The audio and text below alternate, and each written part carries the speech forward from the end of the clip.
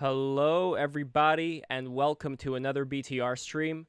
I am your host, Lev Polyakov. It is a great pleasure to be here today on this Free-for-All Friday, talking with my friends Jugs, James, and Haka Says, who is in a very exquisite form today.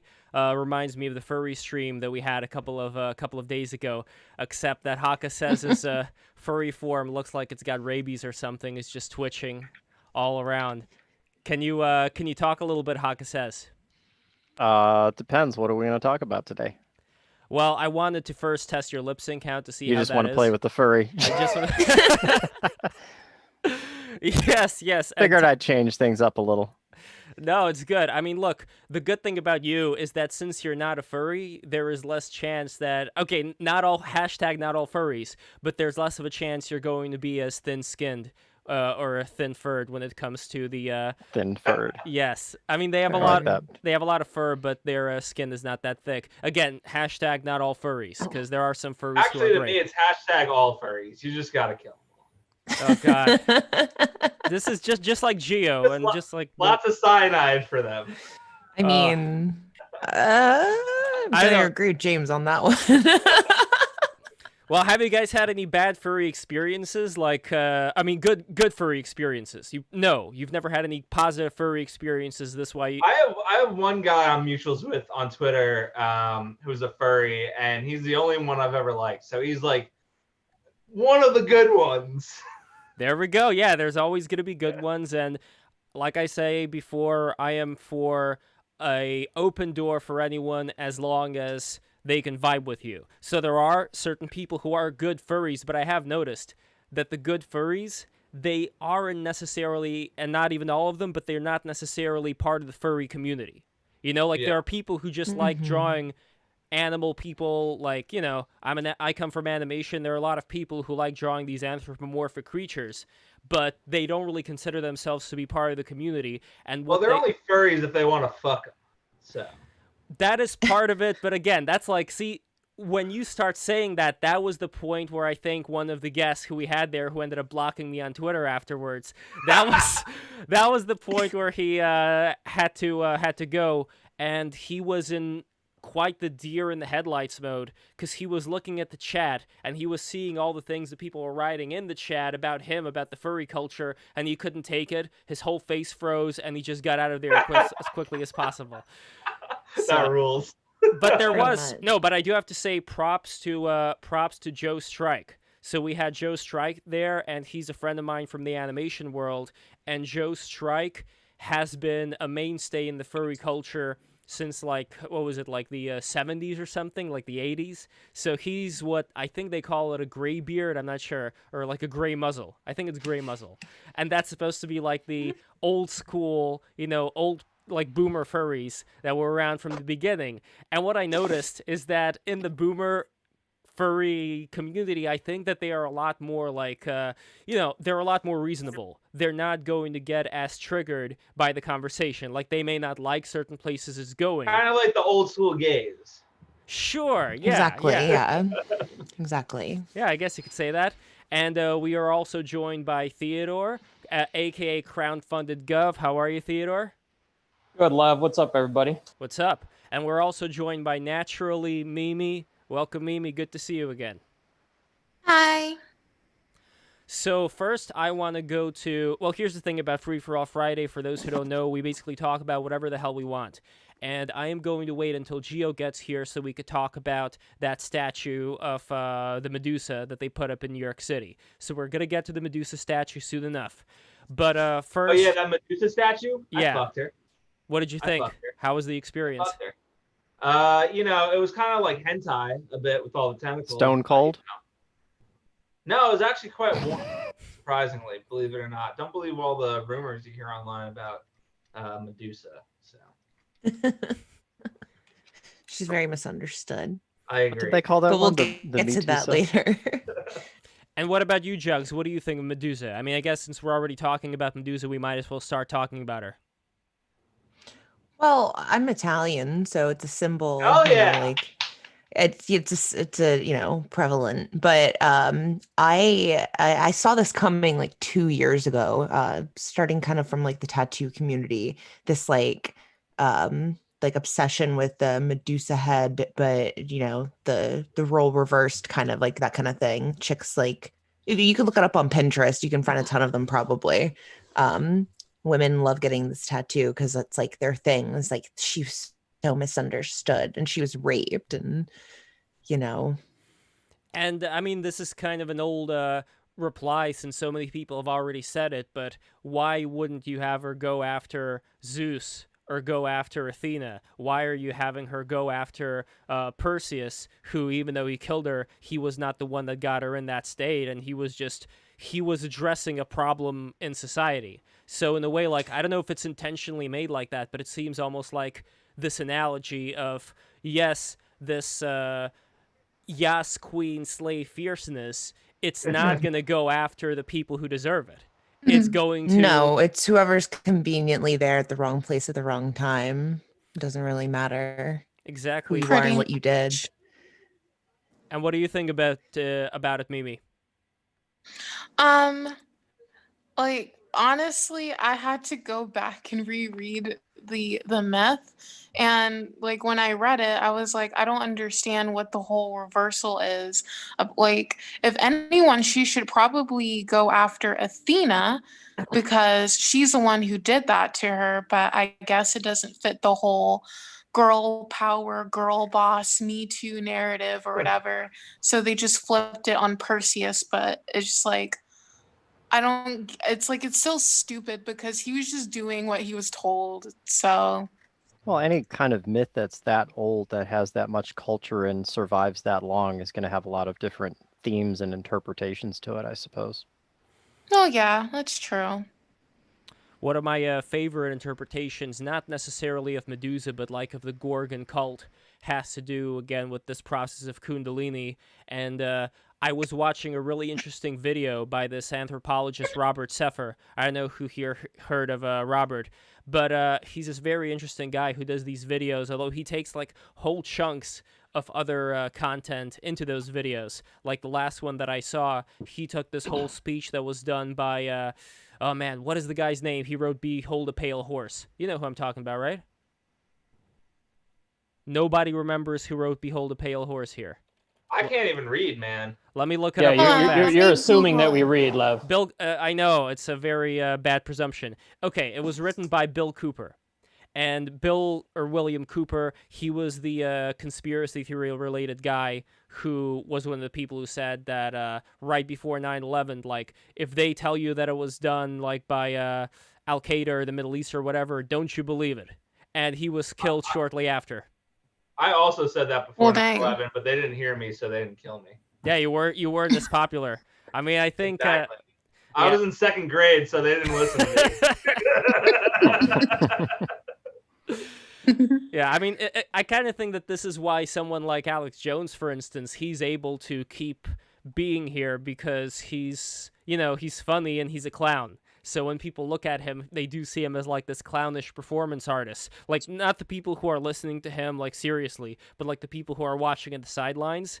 Humor is a shield in a way. Humor is a way to deflect from a lot of the more serious implications of what you have to say, where people don't take you seriously.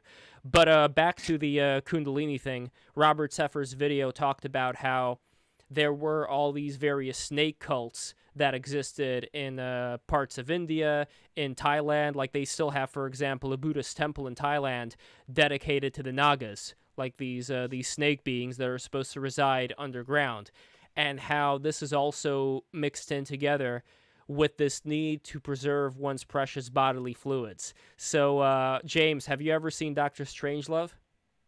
Come on, bro. Really? Really? I've seen like almost 3,000 films. Well, for those who don't know, James is the host of Bad Filmcast. So that's right, baby. But it's a good there you film. have it. But it's a good film, though. So I don't know if okay. But Great film. What do you think of Dr. Strangelove? I think it's okay. I mean, look, Kubrick's in my top 10, and I still say that he's overrated. He's in my top 10 because The Shining and Eyes Wide Shut are both in my top 10. but none of his other films are really like, oh my god. It's really just those two for me. And like, obviously I love there's no fighting in here. This is the war room, and that joke's like a fucking classic joke. But like, other than that, like, it really doesn't do that much for me.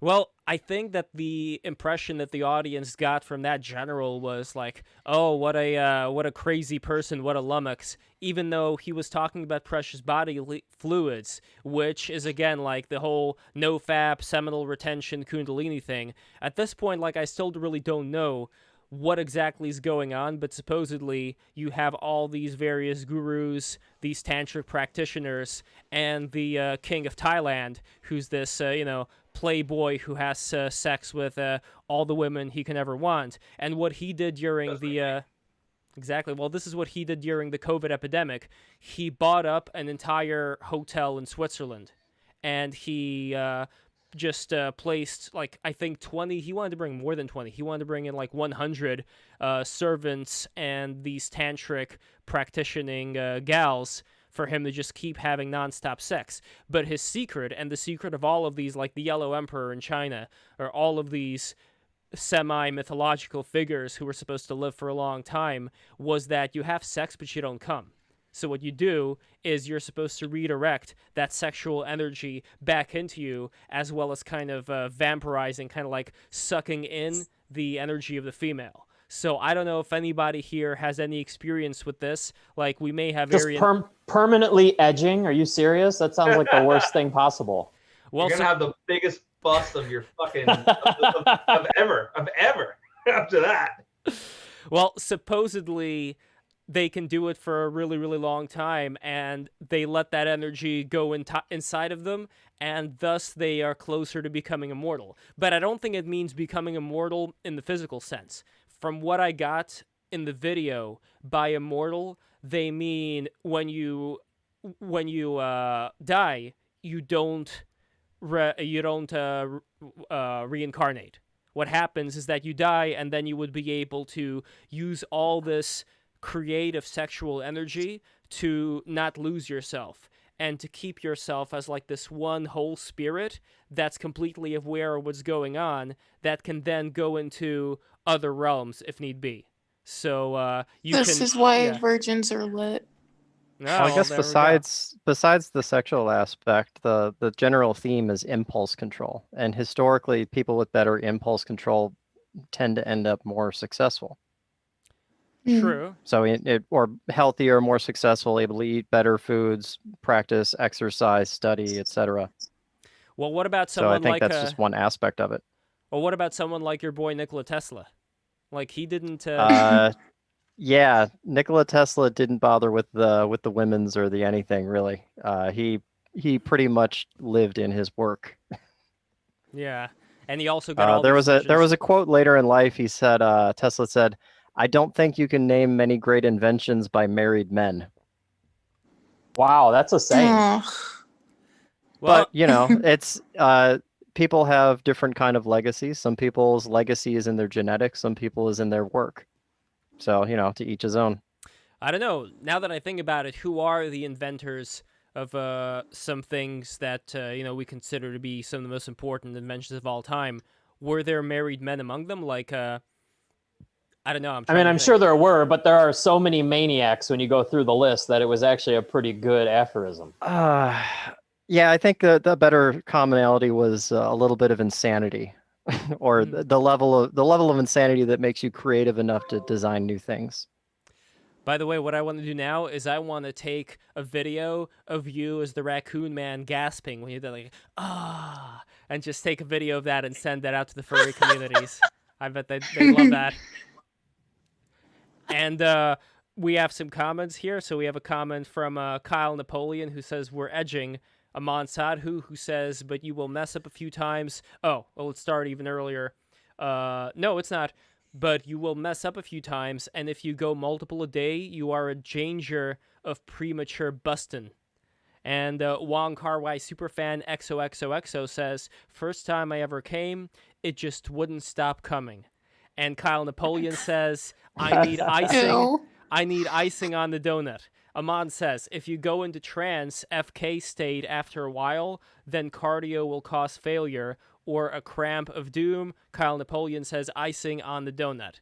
So I don't know. When it comes to all this nofap stuff and what exactly happens from there, and all these inventors that we talked about, like Isaac Newton, for instance, he was into alchemy. He was a perma-virgin. He cared more about what's going on, like out in the cosmos. It does seem that we have this energy that we don't really have that much of a choice in the matter. We could either use it to fulfill all these sexual cravings or transmute it into something else.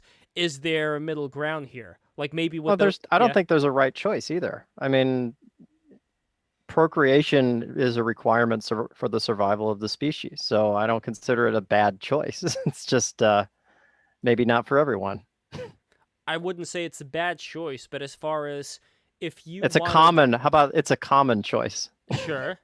But like if you wanted to experience things that are beyond this current reality, there is always this at least for me, there is always this thought of like what lies beyond whatever experiences you've currently had. Because in the very solipsistic way, the only thing that I'm aware of is are my five senses, everything that I see right now. But beyond that, I really have no idea what would await me as far as not really being embodied in this state. Like, to actually experience, and people who have taken psychedelics, people who have done DMT, I'm sure they have experienced the state that's more real than reality itself. And I think this may be the pot of gold at the end of the rainbow for a lot of people that do want to make that move, who think, you know what, like all this sex, it's good and everything, but what if there's something even better to experience beyond that? So there's only so many hours in the day. So it's what do you spend your time doing? Well, what do you spend your time doing as this electric universe admirer? First off, we all have our day jobs, so that takes up most of the time. Then, of course, you got to spend a third of your life sleeping. Otherwise, bad things happen. You can't really concentrate. The rest of that, I pretty much tinker in the workshop. So it's engineer, build.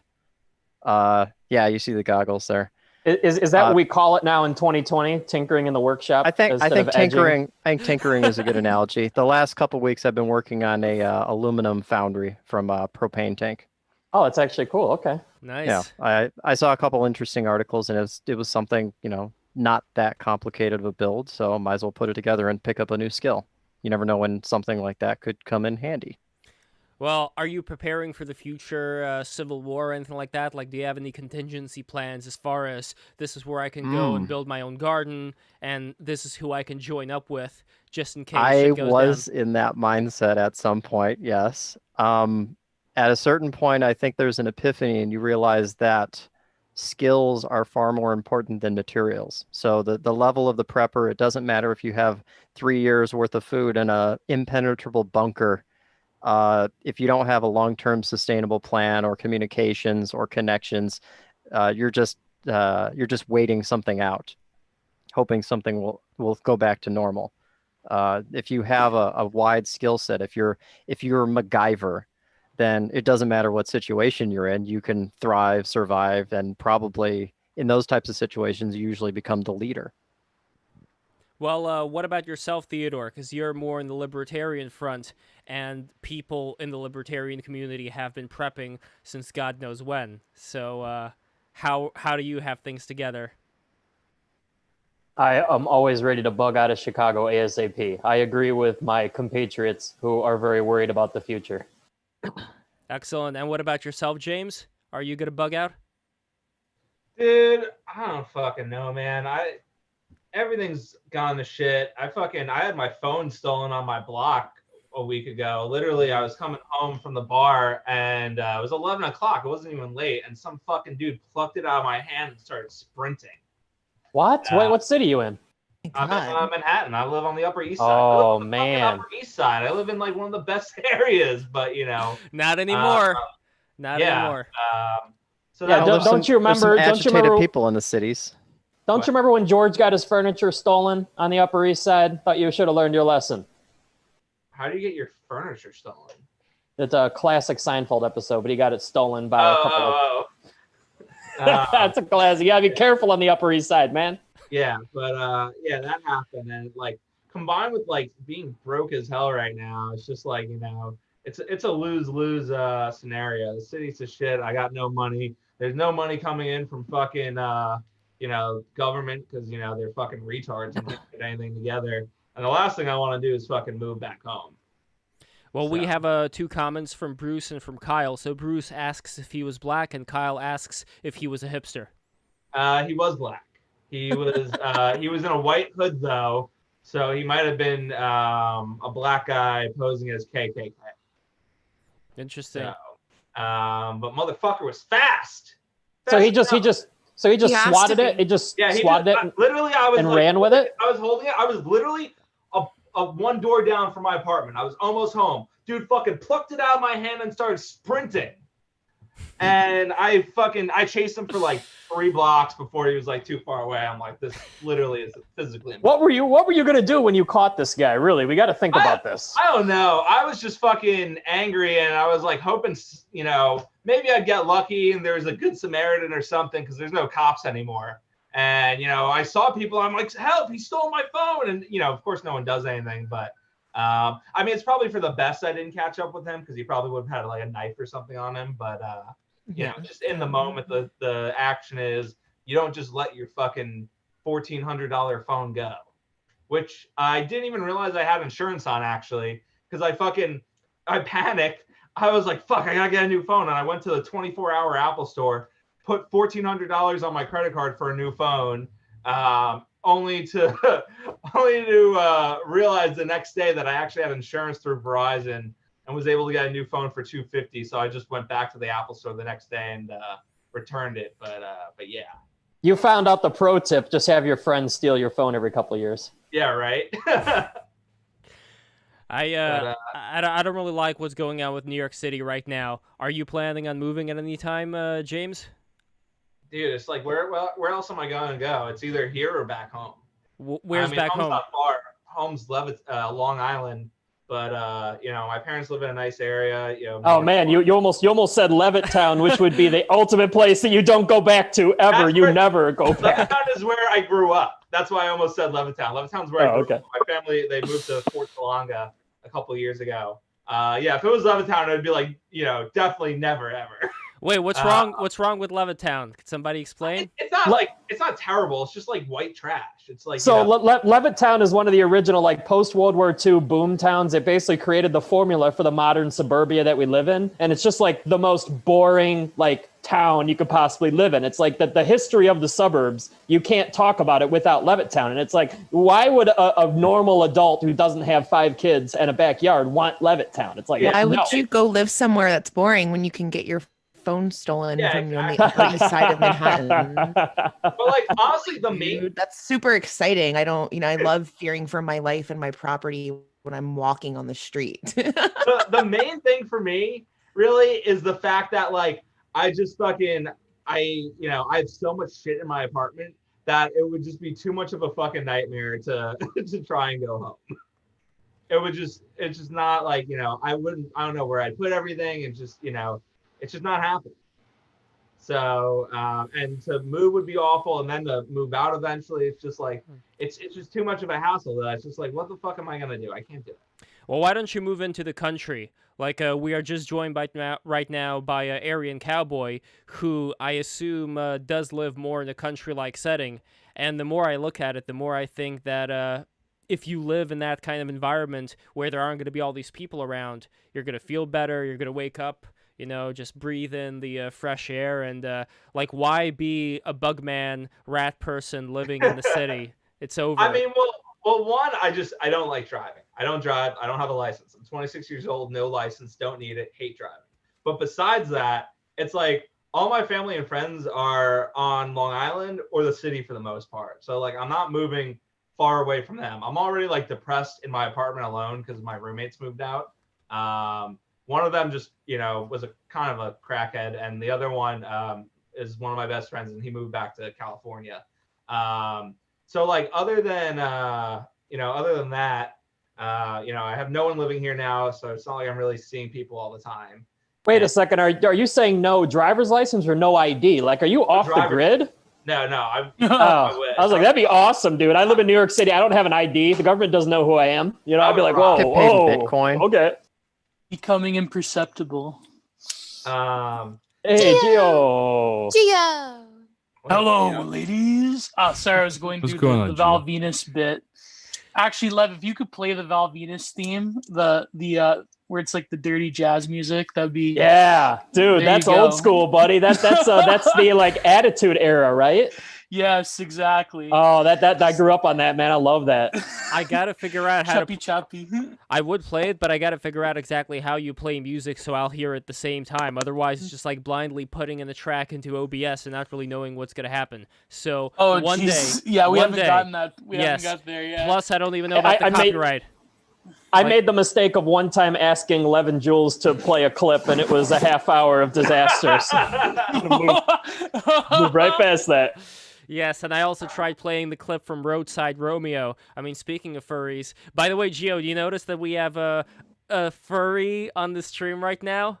Do you see? Yeah, but he's. I figured one I'd of the put good something on the ones. stream. So- I actually really like that. I think that's really cool. What do you use to do that? I'm going to do that in the future one time. Check out Face Rig. Okay, cool. Thanks.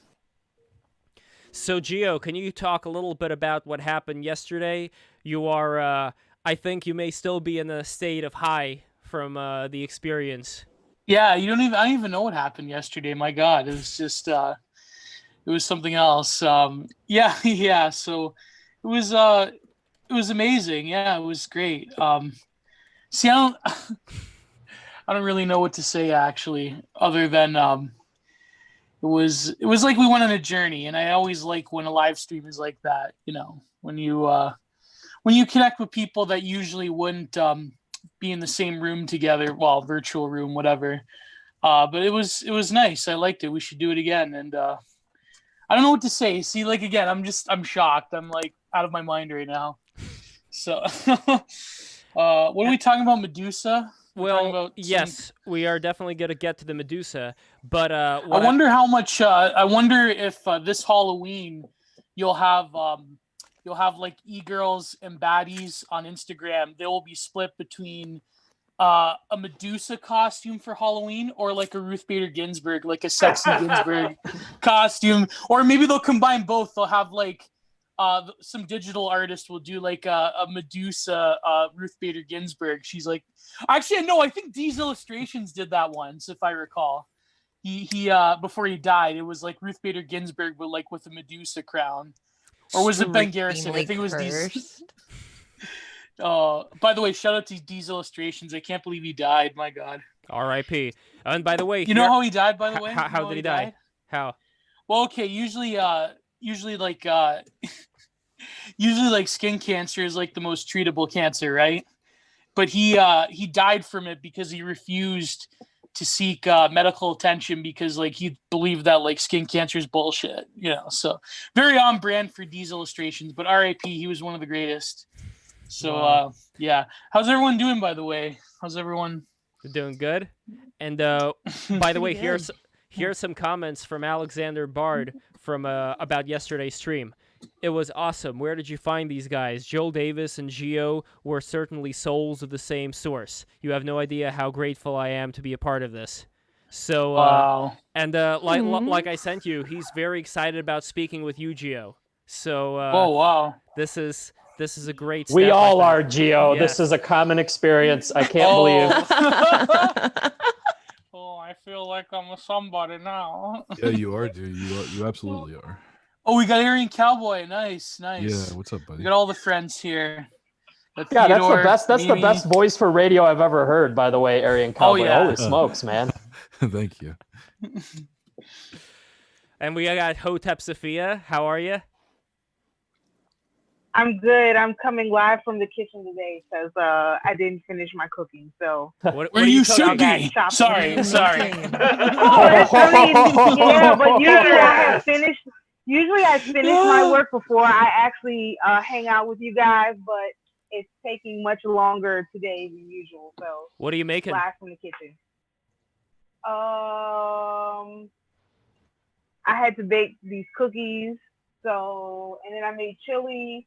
and then I'm making salmon cakes, fried apples, mac and cheese, fried potatoes, and maybe a cake, I think. Hell yeah. Oh, girl. Whoa. I want to Yeah, get I started at like 12 o'clock. No, I started at 1 o'clock. Fuck.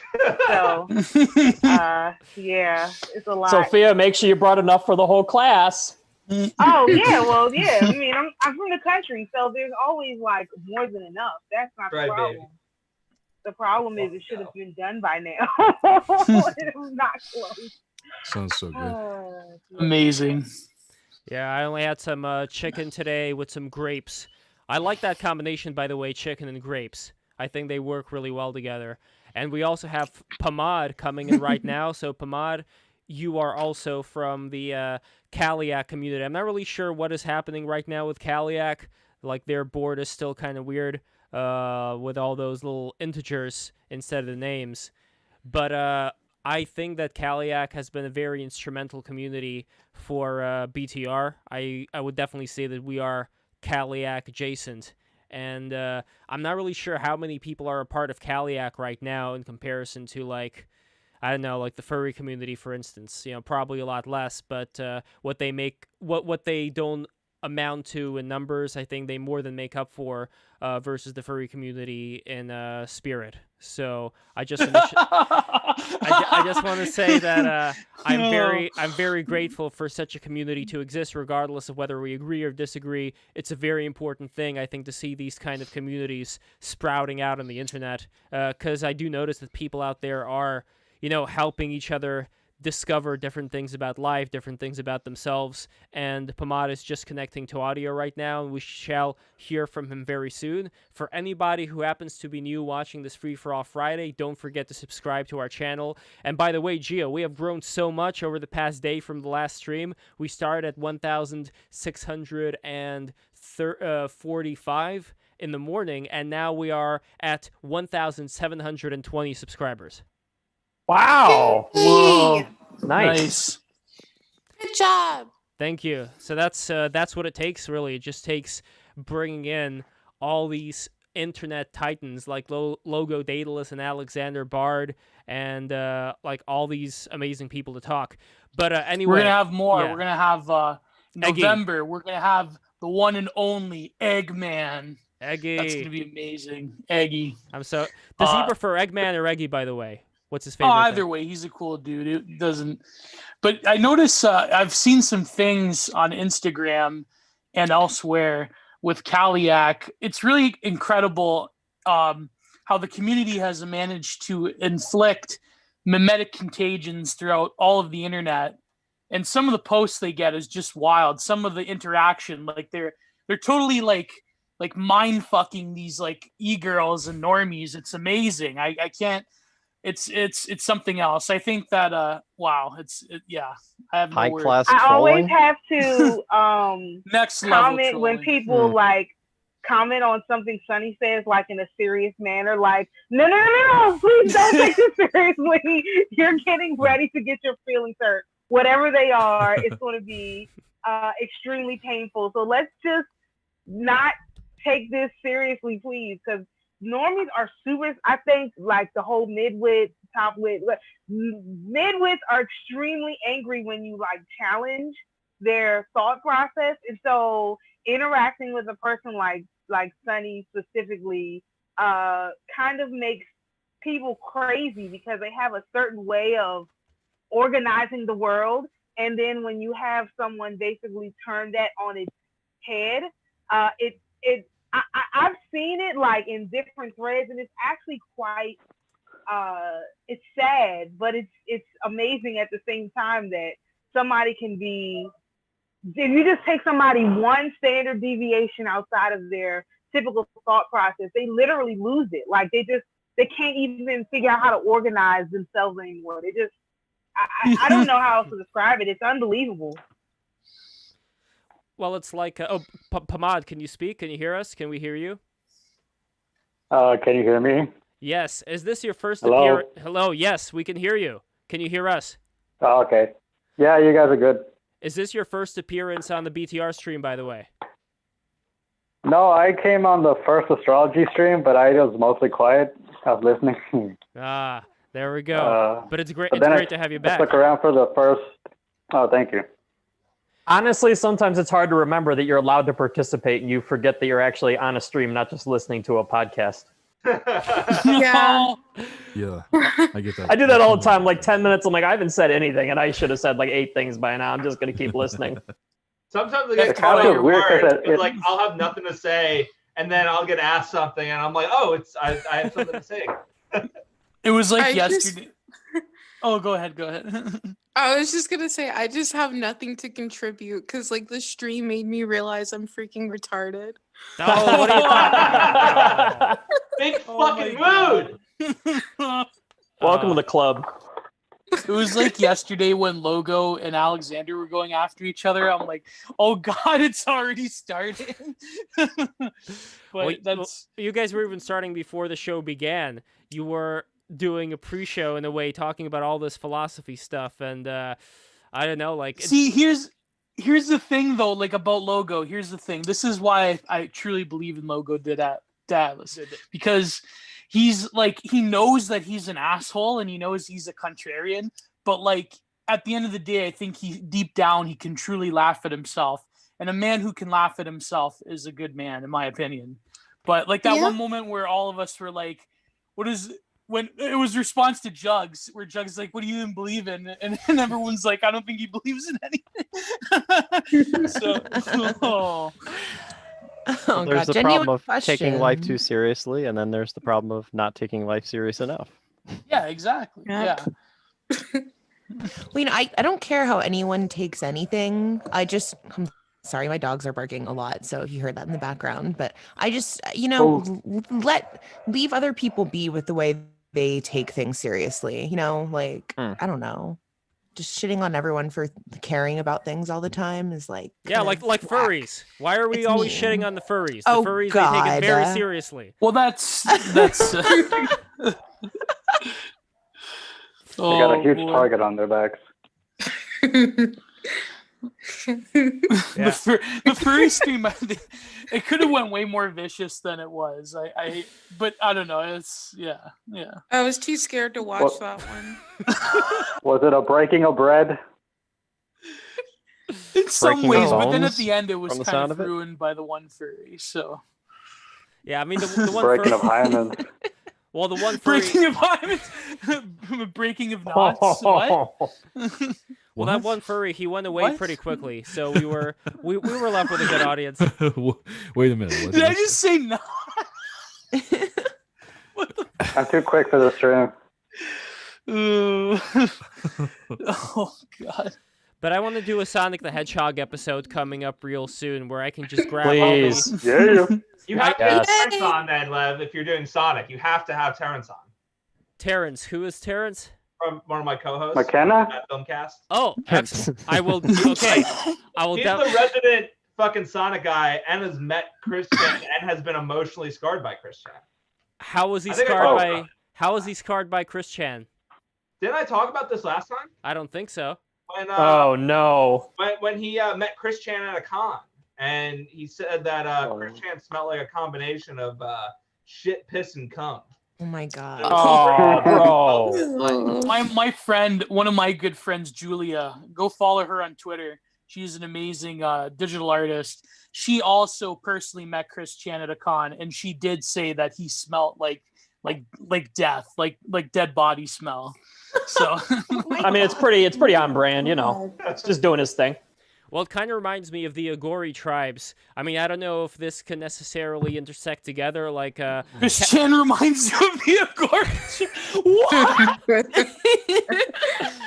What? like Cowboy. The Agoris, from what I understand, they always go into the graveyards and they put human ash on themselves, and they do the kind of things that normal people wouldn't do. Like they would eat dead bodies, they would eat rotting flesh, and it's a way for them to get rid of dualism.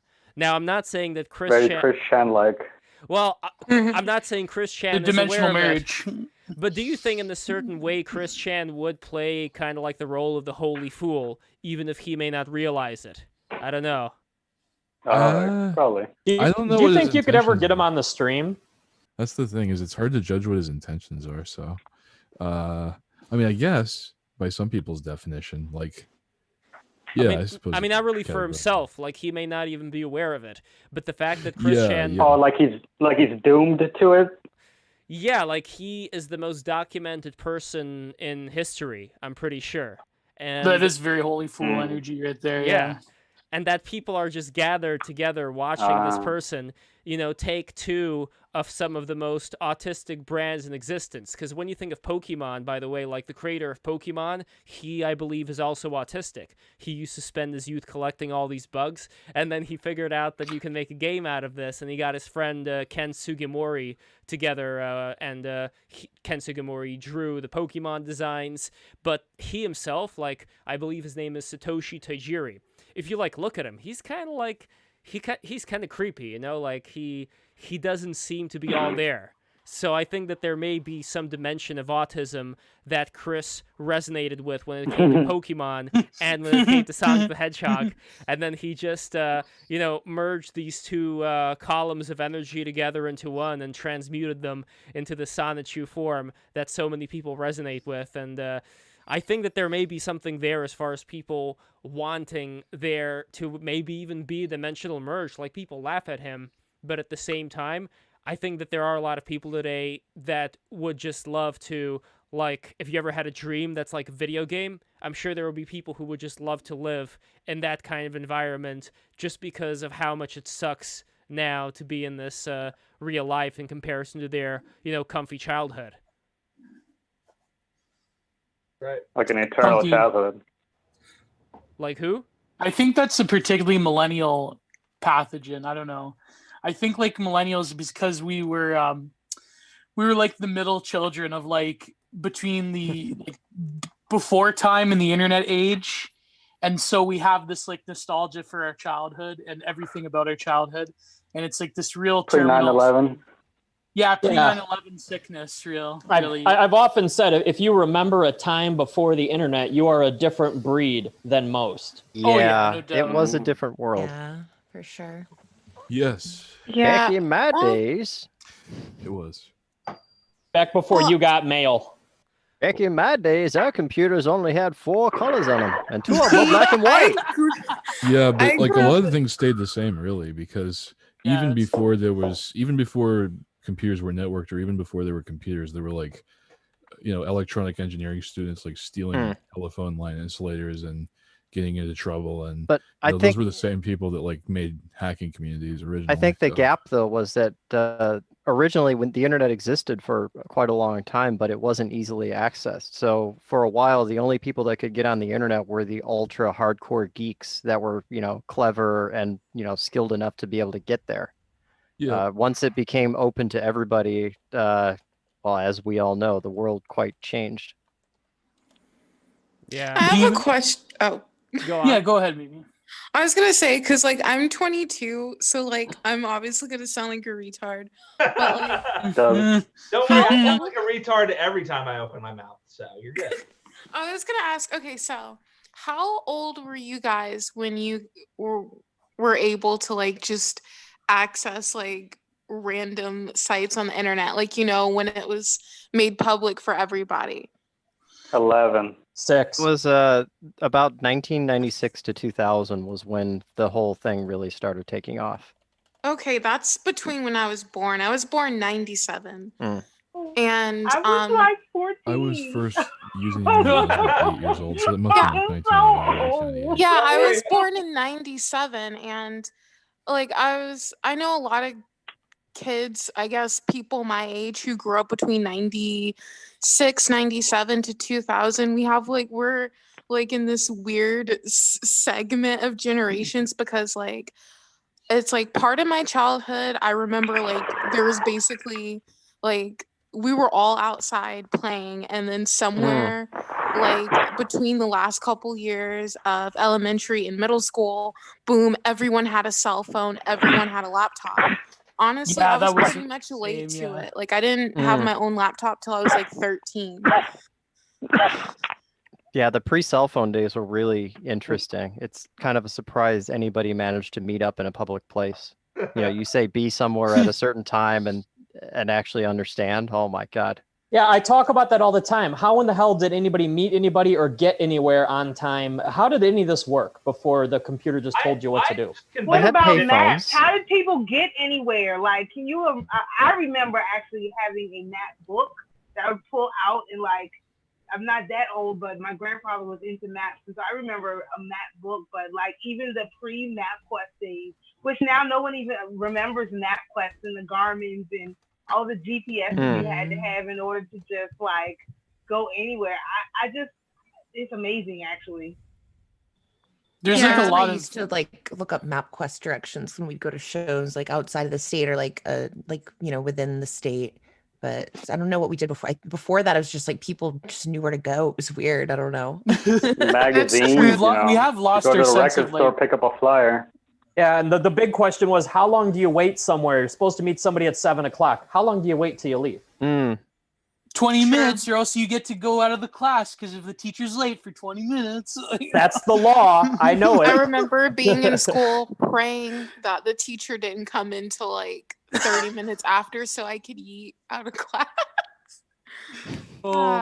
There was different, like there was a lot of different like that space between like the early internet and now. There was a lot of like weird cultural things. There was a lot of like different things that people did without the internet that like you see like these really weird VHS tapes and stuff. I think like it comes up in a lot of films that I like if you ever watched the one film with Nicolas Cage, 8mm. You ever watch that film about the snuff films? You ever watch that? No. No. Oh, well, basically, on my list to watch recently though. Yeah, this was like right before the internet like took over, and they were describing like they had to go to these like because he was a detective trying to like find who did this snuff film this rich guy had, and so he had to go to like these underground like grimy porno stores with Joaquin Phoenix, and they were describing like how the internet's just going to come and like change everything, and like no longer can perverts like they have to like physically go to like basements and like buy disgusting shit, but now it's like on the internet. And I remember thinking like, wow, that's really crazy how so much so like these social dynamics have changed now. Just the fact that like people who are on the edges of society, they could like access shit that they could never access before, and maybe that's like a huge like bomb that exploded in the popular psyche of like being able to access like just like I mean, come on, we all like So there was a point where when you wanted to find information, you went to the library, looked through the card catalog, picked up a handful of books, and looked through all of the books to hope that it had a piece of information that was useful to you. Nowadays, I used to. Nowadays, you search, you put in 3 words, and then your answer is there a half second later. That's insane. So I used to do that back in college when research papers didn't have like some type of requirement of what to do. I would do it old school and go just actually get books, physical books from the library. It's so nice. If anybody's never done it before, like you actually find a lot of information looking for the book that you're trying to find as you glance at other titles. It's really a good way to do research. No, but what I mean is like imagine like us, a whole generation that like grew up on like, I know it's a meme now, like, oh, I grew up on shock sites and ISIS beheading videos. I'm hardcore. It's like, well, if you desensitize yourself to certain information and you sort of as a like not just you but everyone desensitizes ourselves to this, it's like all of a sudden we don't really have a grasp on the monumental nature of things like events that are happening throughout the world. It's really weird. It's really strange. I mean, nowadays, I guess because everything's so centralized. How will we not have a grasp on the events happening in the world if we grew up watching ISIS beheadings? I would think it'd bring it to the attention of 11-year-olds and 13-year-olds to see these things happening. It's different though than in some ways, but it's more of like that aspect of living like vicariously through something by consuming it as you say like, that children that grow up today would be more exposed to adult topics, I guess. Yeah, because it's all part of the same theme, the same social dynamic. Yeah, that's It's well, You know what that reminded me of? That video with Destiny and that alt-right guy. I don't remember his name. The white supremacist dude who was doing the jazz impression. You remember that? Yeah. Eric Stryker. Oh yeah, Eric Stryker. How was he doing that? Is he a white supremacist? I don't know. Big up Eric know. Stryker. Like what was All the white boys are. Just kidding. All white boys.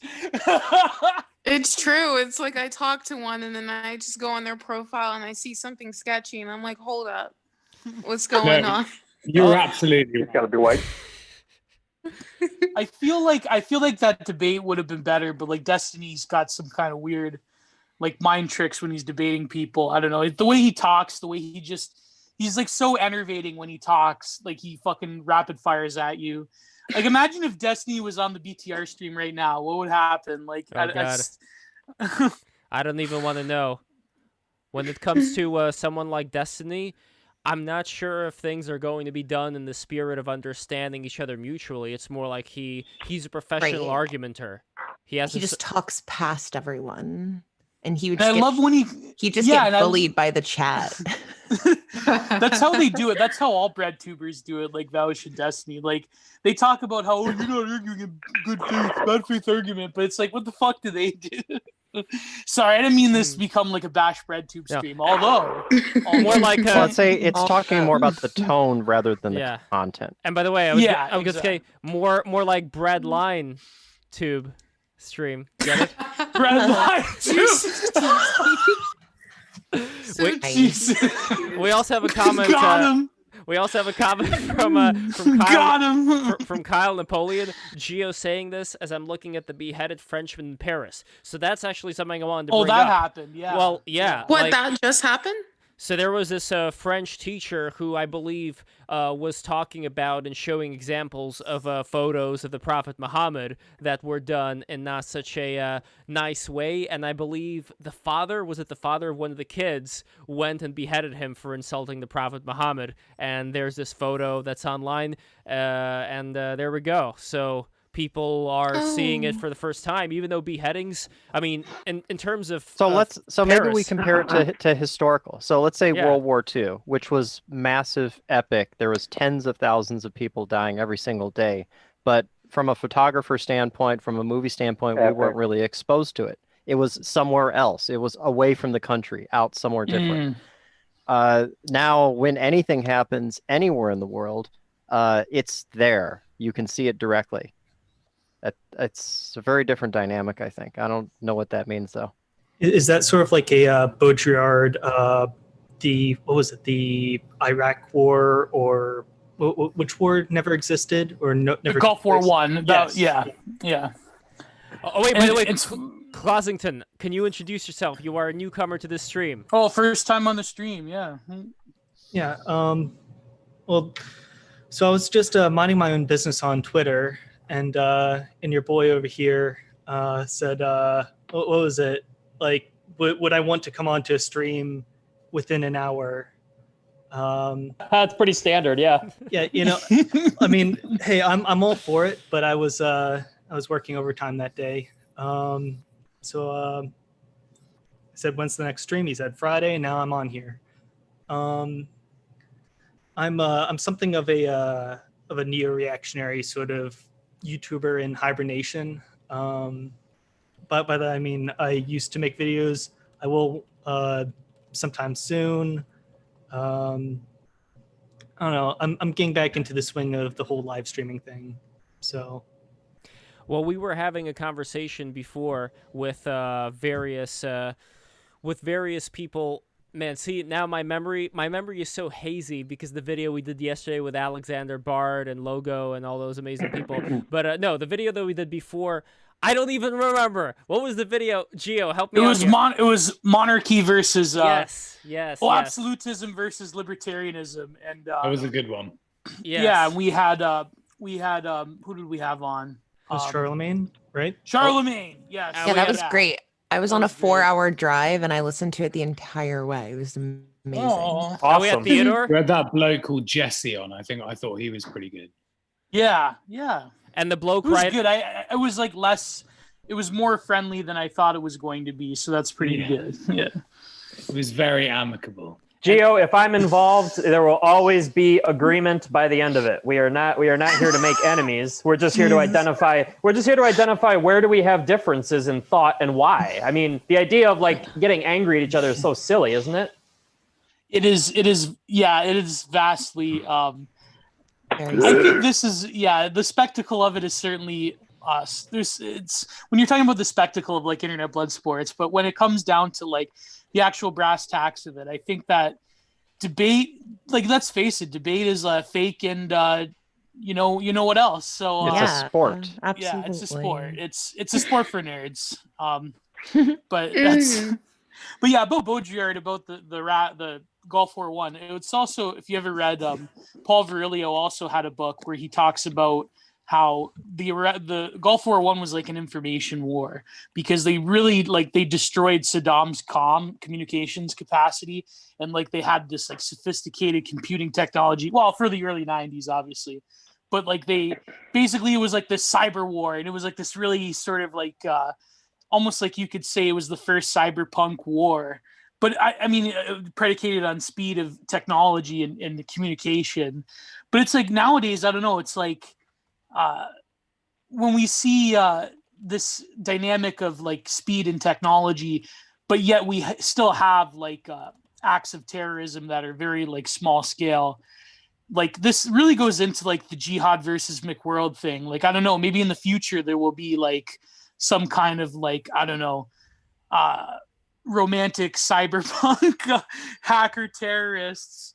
But I don't know, that's kind of like, this is the problem I feel is that hasn't manifested yet. What we have now is boring and gray and stupid compared to what the great cyberpunk literature was before. Nowadays we have like bugmen and pods and like gray, white, IKEA aesthetic, like minimalism.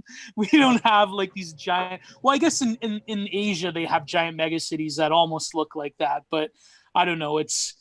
I just, sorry, cut me off right now. I'm just fucking. Well, it was That's history. great article There was that you a mentioned, there was a bunch of incredibly smart electrical engineers and inventors in the 1900s, and they all died around the 1930s to 1950s, and for most of it, the work died with them.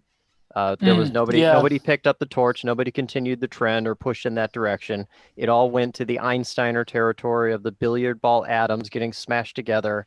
And Well, can you talk a little bit more about that? Because what I really wanted to get into was the electric universe. You write a lot about that, so go for it. And also, Clossington, please check DM. Please check Twitter DM. So what is the electric universe? In the modern sense, the electric universe is sort of a mini pseudo conspiracy theory that the galaxies, stars, and pretty much everything in the universe runs on some sort of electromagnetism or some sort of hidden fields, hidden currents, some esoteric question mark.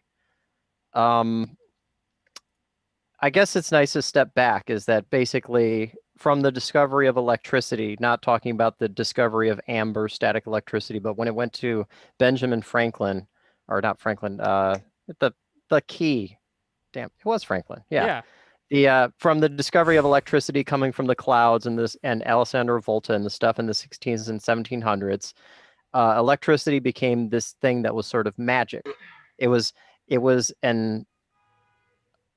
It felt alive. It could, if you were shocked with it, you would jump. It felt like this actual life force. And at the time, and for a long time, that was considered the thing that made the universe run. You'll see even the sci-fi literature of the time. You'll see Frankenstein, where the dead body is reanimated from life, from a bolt of lightning, because electricity was the life force. And this trend continued for a long time, and it became more and more solidified over the years.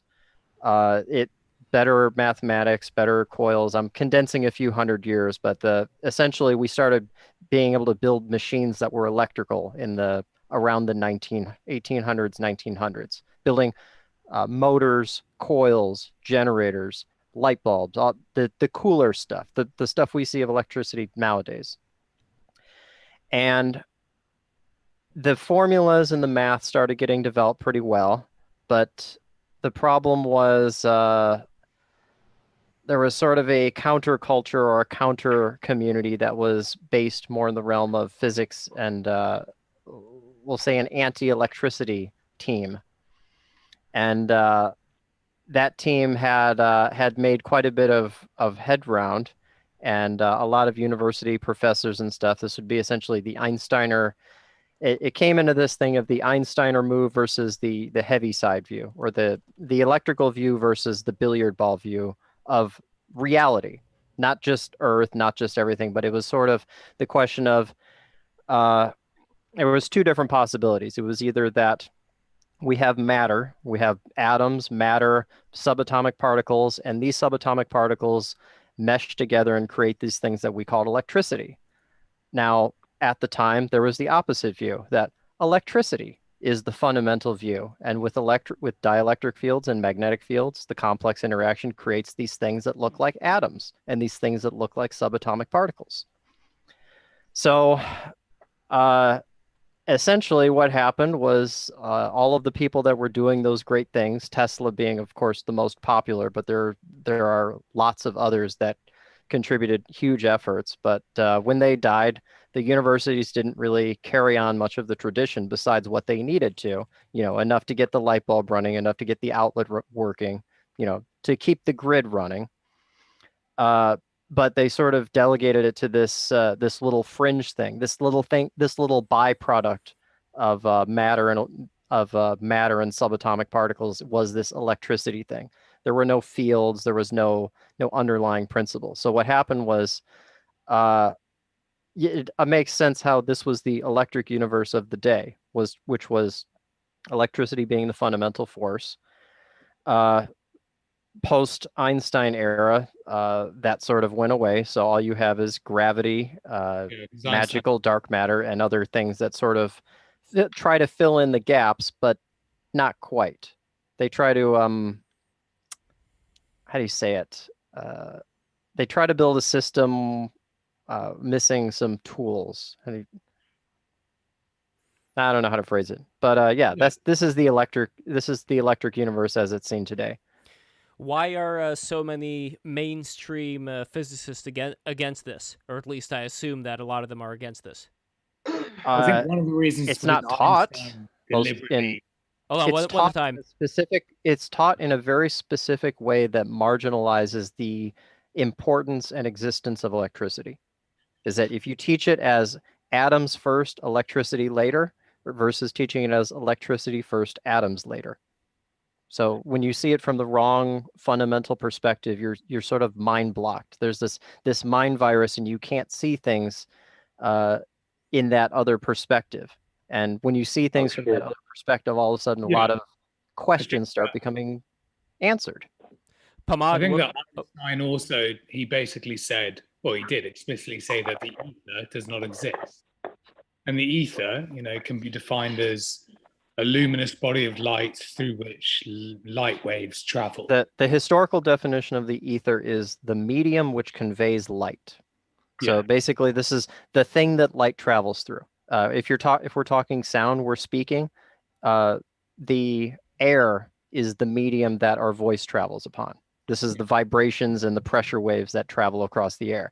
There was supposed to be the same thing. There's a fabric in space, and light travels across this same fabric with that same principle. We are in an interesting state today, is that we say the ether doesn't exist, but we still use it in all of the formulas. Right. It's that we call it space-time. Isn't that the most unbelievable thing? They won't accept the fact that ethers exist, and yet it's the fundamental building block of every single equation ever written. It's the most insane thing I have ever studied. It's crazy. Technically, they call it space-time, but they do not want to call space-time an ether.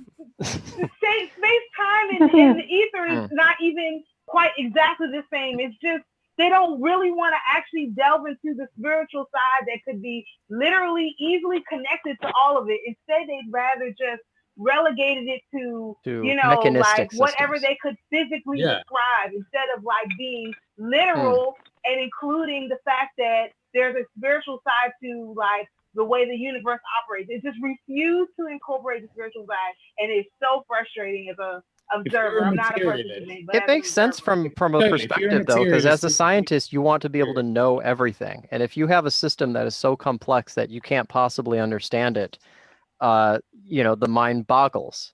Is that you wouldn't want to bother with that, because then all of a sudden the universe is magic. Well, what is energy? They don't know what energy is. I mean, I'm sorry not to be arguing this, but what is energy? They don't know what energy is. They can't even quantify energy properly. Every time they quantify it, they have to re-quantify it because their previous quantification was wrong. Like, I wish scientists would accept the fact that they know nothing. That would make life. Yeah.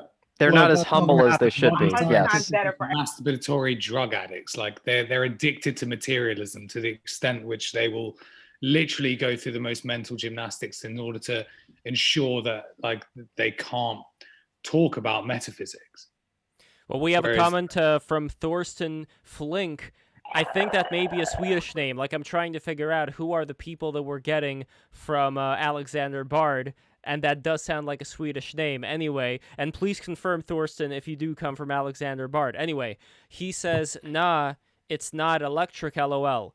Dark matter will eventually be explained, perhaps with complex fields and hyper-complex numbers. Octonions are an example of where the field is headed. So, any comment on that? Dark matter. So I guess it helps to understand where the term dark matter came from and what the concept is. So what happened is we started getting really good telescopes and really good views of the universe. So they took the Newtonian idea of gravity. They said this many meters per second for this much mass. They added up all of the mass of all of the stars of the galaxy and put all the numbers together. And it turned out that there wasn't enough matter to hold the galaxies together. That there was all of this missing matter that they couldn't explain. So what they ended up doing was they had this little fudge factor. Essentially, the formulas weren't only off, they were off by 95%. They were off by orders of magnitude. So 5% of what we could see, there was 95% of the mass that was missing. So what ended up happening is there was a little fudge factor. And that fudge factor, that's times 20, is what we call dark matter. That's where dark matter came from. There was a bunch of different theories and tests and hypotheses to explain what it is and how you could falsify it and what you could do, but all of them failed. I think we're probably more than $20 billion down the drain over the last 50 years, and at the moment there is still no physical evidence for the existence of dark matter because it never existed. It was a fudge factor. There's something else missing that you're not seeing. And I forgot where I was going with that. Well, while you're remembering it, I want to ask Aryan Cowboy, do you have any comment on this? And then to yeah, by all means, anybody stop me. Oh no, I'm with you on electric universe theory. I agree. So what's probably going to happen is there are some alternatives to dark matter that do solve the problem without using these invisible, undetectable unicorn particles. But they don't really like them because most of the theories that do that also have some sci-fi ramifications. What do you mean by sci-fi? Yeah, but the collider, bro. Like, you spent all the money on the collider, bro. I fucking love science, bro. Like, that's a public works project. One of the alternatives to dark matter that I like is called quantitized inertia, and there's a physicist, Mike McCullough, that's very active on Twitter. You should look him up. But the principle of this is that it's sort of a mesh between special relativity and quantum mechanics. It's really difficult to understand, and I'm probably not even quite there myself. But some of the ramifications is that you can create artificial thrust, artificial gravity, time dilation becomes possible. And basically, the whole UFO thing becomes not only possible, but physically engineerable. Like, these are the formulas to do. This is what you have to build with this shape and this power. You get this many micronewtons of thrust. And actually, it was one of the things that interested me. If you go back about a year on my Twitter, I was experimenting with some of that with a colleague, because it turned out the test to confirm this quantitized inertia theory was not all that difficult. You just needed a a really, really sensitive scale of an LED, lasers, little fancy equipment, but nothing that was out of reach of the experimenter. And one of the things I sort of went on a hiatus for that, just got into other projects. But one of the things I did leave is a project on Thingiverse where it is essentially a 3D printable microgram balance. So it's a balance, but it's designed that you can tune the sensitivity down to the point where you read below a milligram, which for reference, the accuracy will get, if you took a single sesame seed and you cut the sesame seed into 20ths, that's roughly how accurate you can get. Wow. Wow. I love the fact that the raccoon is the smartest one of all of us right now on the stream. I think the goggles is what did it. We got this cartoon just speaking the absolute truth. It's amazing. Exactly. And anybody have questions, let me know. I mean, I've crammed this stuff for a couple decades now, so. Yeah, I mean, I'm speechless right now, but for anybody else, I mean, we also have a comment from Thorsten while you guys are thinking of a question to ask the great raccoon guest that we have here today. So Thorsten says, the issue that holds back development is that testably hypothesis would demand, for instance, a Hadron Collider 100 times bigger than CERN, or somehow precise. And they'll try to get that money too. You know what I think scientists should do? Do they know what the sunken cost fallacy is? This is the thing where you continue to go in the wrong direction because you've already spent all the money. We've already spent 20-30 billion dollars looking for dark matter, so it's got to be there, right? Yeah, what's another 10 or 20? Come on, between friends. It's got to be. We've got to be so close. Just 5 more billion, and we would have gotten there. Well, that's kind of like education. That's the way education works in the States with the teachers union and all that. Like, there's never going to be enough money, and the only reason why the education's so bad is, well, of course, where you don't have enough money. If you give us just this much more money, then everybody's going to be fucking Einstein. But we also have another comment from Thorsten. I suggest reading Joshua Engel, Virginia Tech, for a non-technical introduction, active on Quora. So we have one other here too, Acer Veneer. Isn't dark matter what is represented by the cosmological constant, lambda, in order to make the Friedmann equations work? Are physicists certain there is even something to look for? This was one of the fudge factor for dark matter that I was talking about, is the lambda part. Now, what's been really interesting lately, the last few years, is that it turns out there's not a constant amount of dark matter. They found a few galaxies that had more dark matter than they should. I'm using it in air quotes. And then there was a whole bunch of galaxies that turned out to not have any quote dark matter or magic missing matter to hold things together. Yeah. So not only is it bad that they can't find it, but they can't find it. It disappears. The thing they're not looking for isn't it with the right ratios. So they have these little really funny fudges. I think there's fuzzy dark matter, there's cold dark matter, all these little things to try to keep it together. What was that, Disco?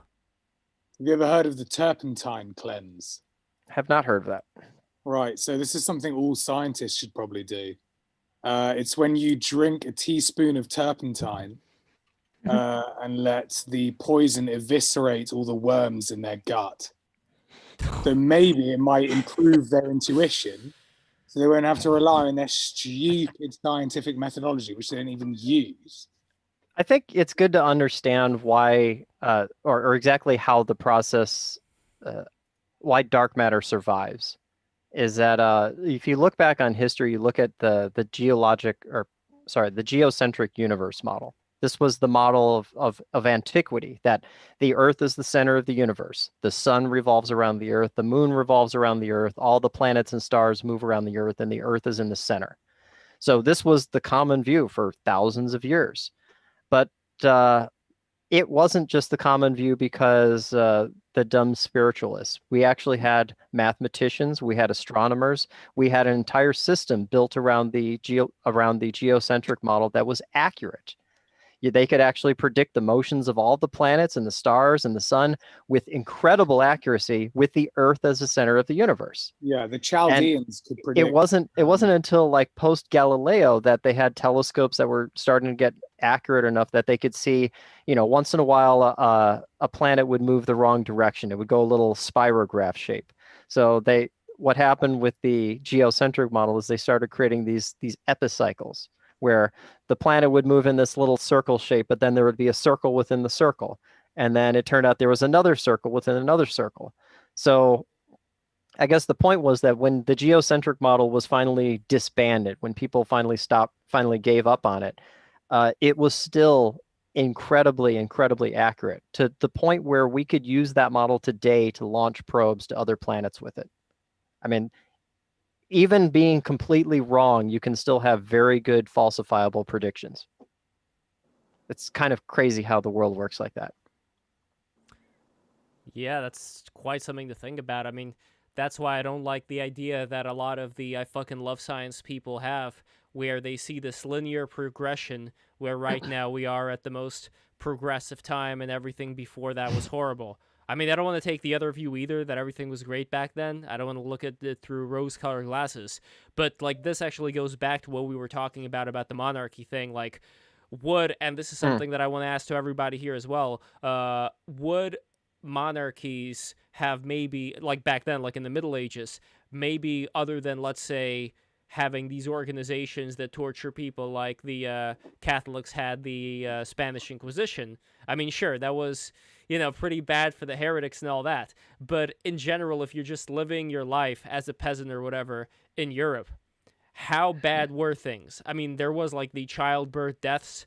We know that that's what happened. We can't really get around that. So we know that there were bad things people experienced. But relatively speaking to the people today, how bad were things or how better were things? If anybody's taken time to like really examine what that kind of life was like. Well, I probably haven't taken time to examine it, but I would say there was less abstraction of the human experience. That's a good way to say it. I mean, well, the technology was very different too. It's hard to even say what government model would be the best because the different technologies and the different eras, different models would seem to work better. I mean, I'm not sure if a monarchy today would have a much higher risk of corruption and malfeasance because giving absolute authority to somebody that has, let's say, the reins of NSA could do really, really bad things. Whereas, a king, even in the feudal era, he still had to deal with vassals and all these other things that he didn't have a whole lot of control that he could directly exert. But what about the nobility that did have control over the villages? Like I was saying in that earlier podcast, the Russian nobility were using and abusing a lot of the serfs there who they were treating like absolute animals. And that is, again, from like the historical record and things that have been passed down to my family. But like that's a bad example. I don't know if there are positive examples where that was not the case that were kept on some kind of record. I mean, anytime you go, 300 years or older into the past, it gets so fuzzy where I don't even know what to believe anymore. Like, there are some people who think that entire histories were written for us to just consider that this is what happened in the past, even though it's all complete fabrication. So I'm not really sure where exactly I stand in what to consider humanity was like. Like, I don't know, Cowboy... What really changed between then? I would say the Magna Carta. Go back like 500 years or even 1,000 years and just say life for the day-to-day peasant was like living in a gulag. I mean, I think that's awfully dismissive of, I guess. It seems to be missing a piece.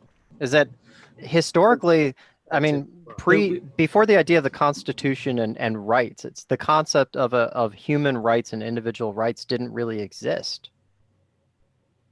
Yeah. So it's like society had a different meaning back then, because if you didn't even understand that concept, how would how would you try to fight for it? It didn't exist. Oh, but that's the argument, is that the sort of the rights-based model is an invasive consciousness towards like Anglo individualism. Like it's similar to what Spangler talked about with like Prussian socialism. I can never remember the name of the book. Prussian versus Anglo socialism, I think it was, but he meant socialism as like similar to like a reactionary idea.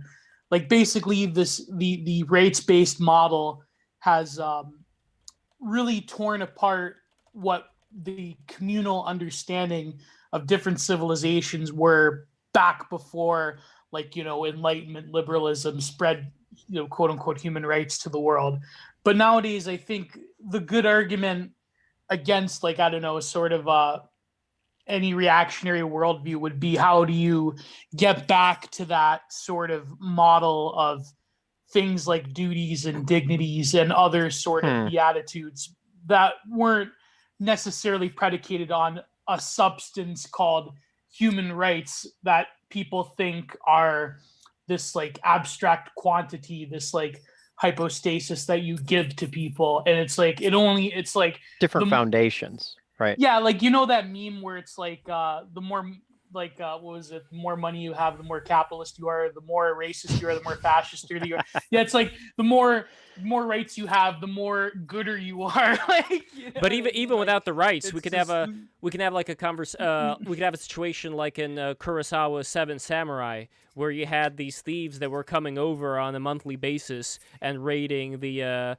farm of all these peasant villagers, and they did not like that situation one bit. Nor do I think anybody would want someone to go in there and abuse you like that. So without even having the concept of human rights, I think anybody can understand, just like the monkey could understand. Like, there was a wonderful video somebody posted of a orangutan that was in the zoo, and someone threw a cigarette, and the orangutan picked up the cigarette. In fact, I'm going to post this Start video smoking here. it. Yes. Yeah, And it was and it was so natural, like the way that it was doing that, and it was coming out of the nostrils too. It was really cool looking.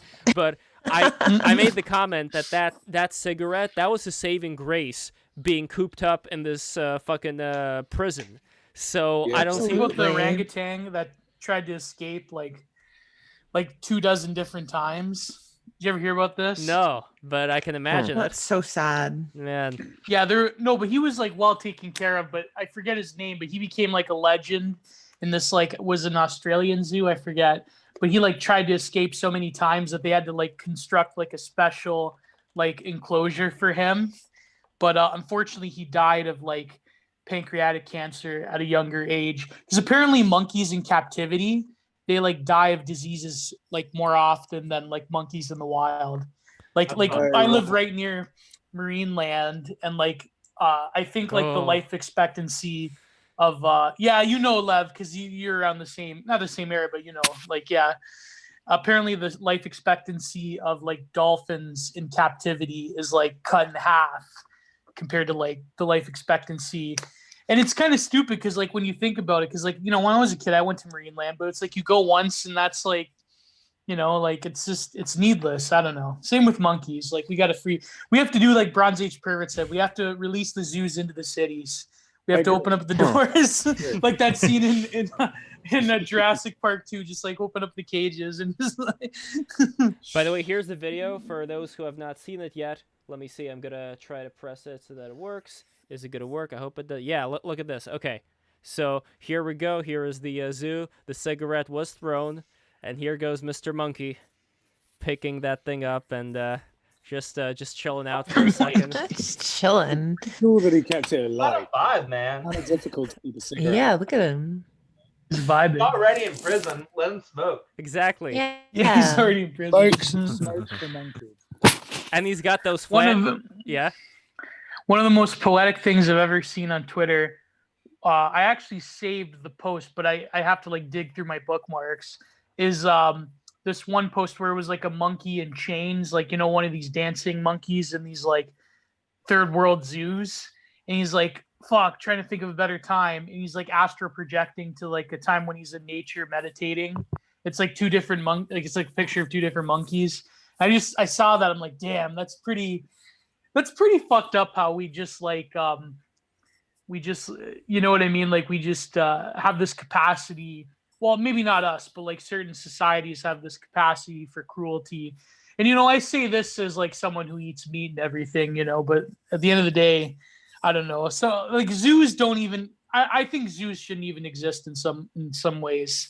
Like, you know what I mean? They just seem so. Well, what about like unnecessary. the rescue zoos, like when they get animals that can't really fend for themselves in the wild? Yeah, that's different. Yeah. Yeah, it's like I guess the eagles or whatever. I don't think they would mind as long as the kids are nice. spending some time around with little kids, you know, like the kids can pet them and stuff, and maybe it's not that bad of an existence if you do happen to be like an injured I eagle. don't think kids should be around the fucking eagles. I mean, I know Russians like having exotic pets. Like there's this Russian couple that got, and again, it was an injured animal, like it couldn't survive in the wild, but they got this what was it, a puma. They got this puma, and there's this video of this puma who's just licking the face and bed of this Russian dude, and they just live like that. Like they put a little outfit on the puma for the winter time, you know, like just like those little dog suits, and it's really cute. But I understand that, you know, stuff like Tiger King, things of that nature, you know, people say like, oh, they're so cute, these animals, but I don't know. Maybe some animals are okay with it. Maybe some animals, not all, but some could get used to just living like not in a zoo, but just like with humans, just like hanging out like a warthog or something. Like imagine having a pet warthog that just hangs out with you. Or I don't know, am I reaching too far here?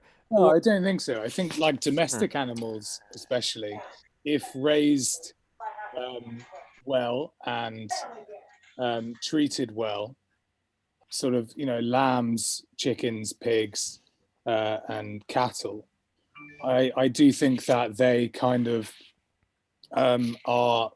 they understand their position in the food chain, and then they're happy to sacrifice their lives if they're treated well for our sustenance. I kind of think that there is this sort of cohesion and balance between us and animals. Like for instance, sheep, they need to be tended to by human beings, otherwise their coats will just grow to a completely ridiculous extent, and they won't be able to manage, and they won't be able to see anything because their wool is in front of their eyes, you know. And so like there is this symbiosis, certainly with the animals that we eat.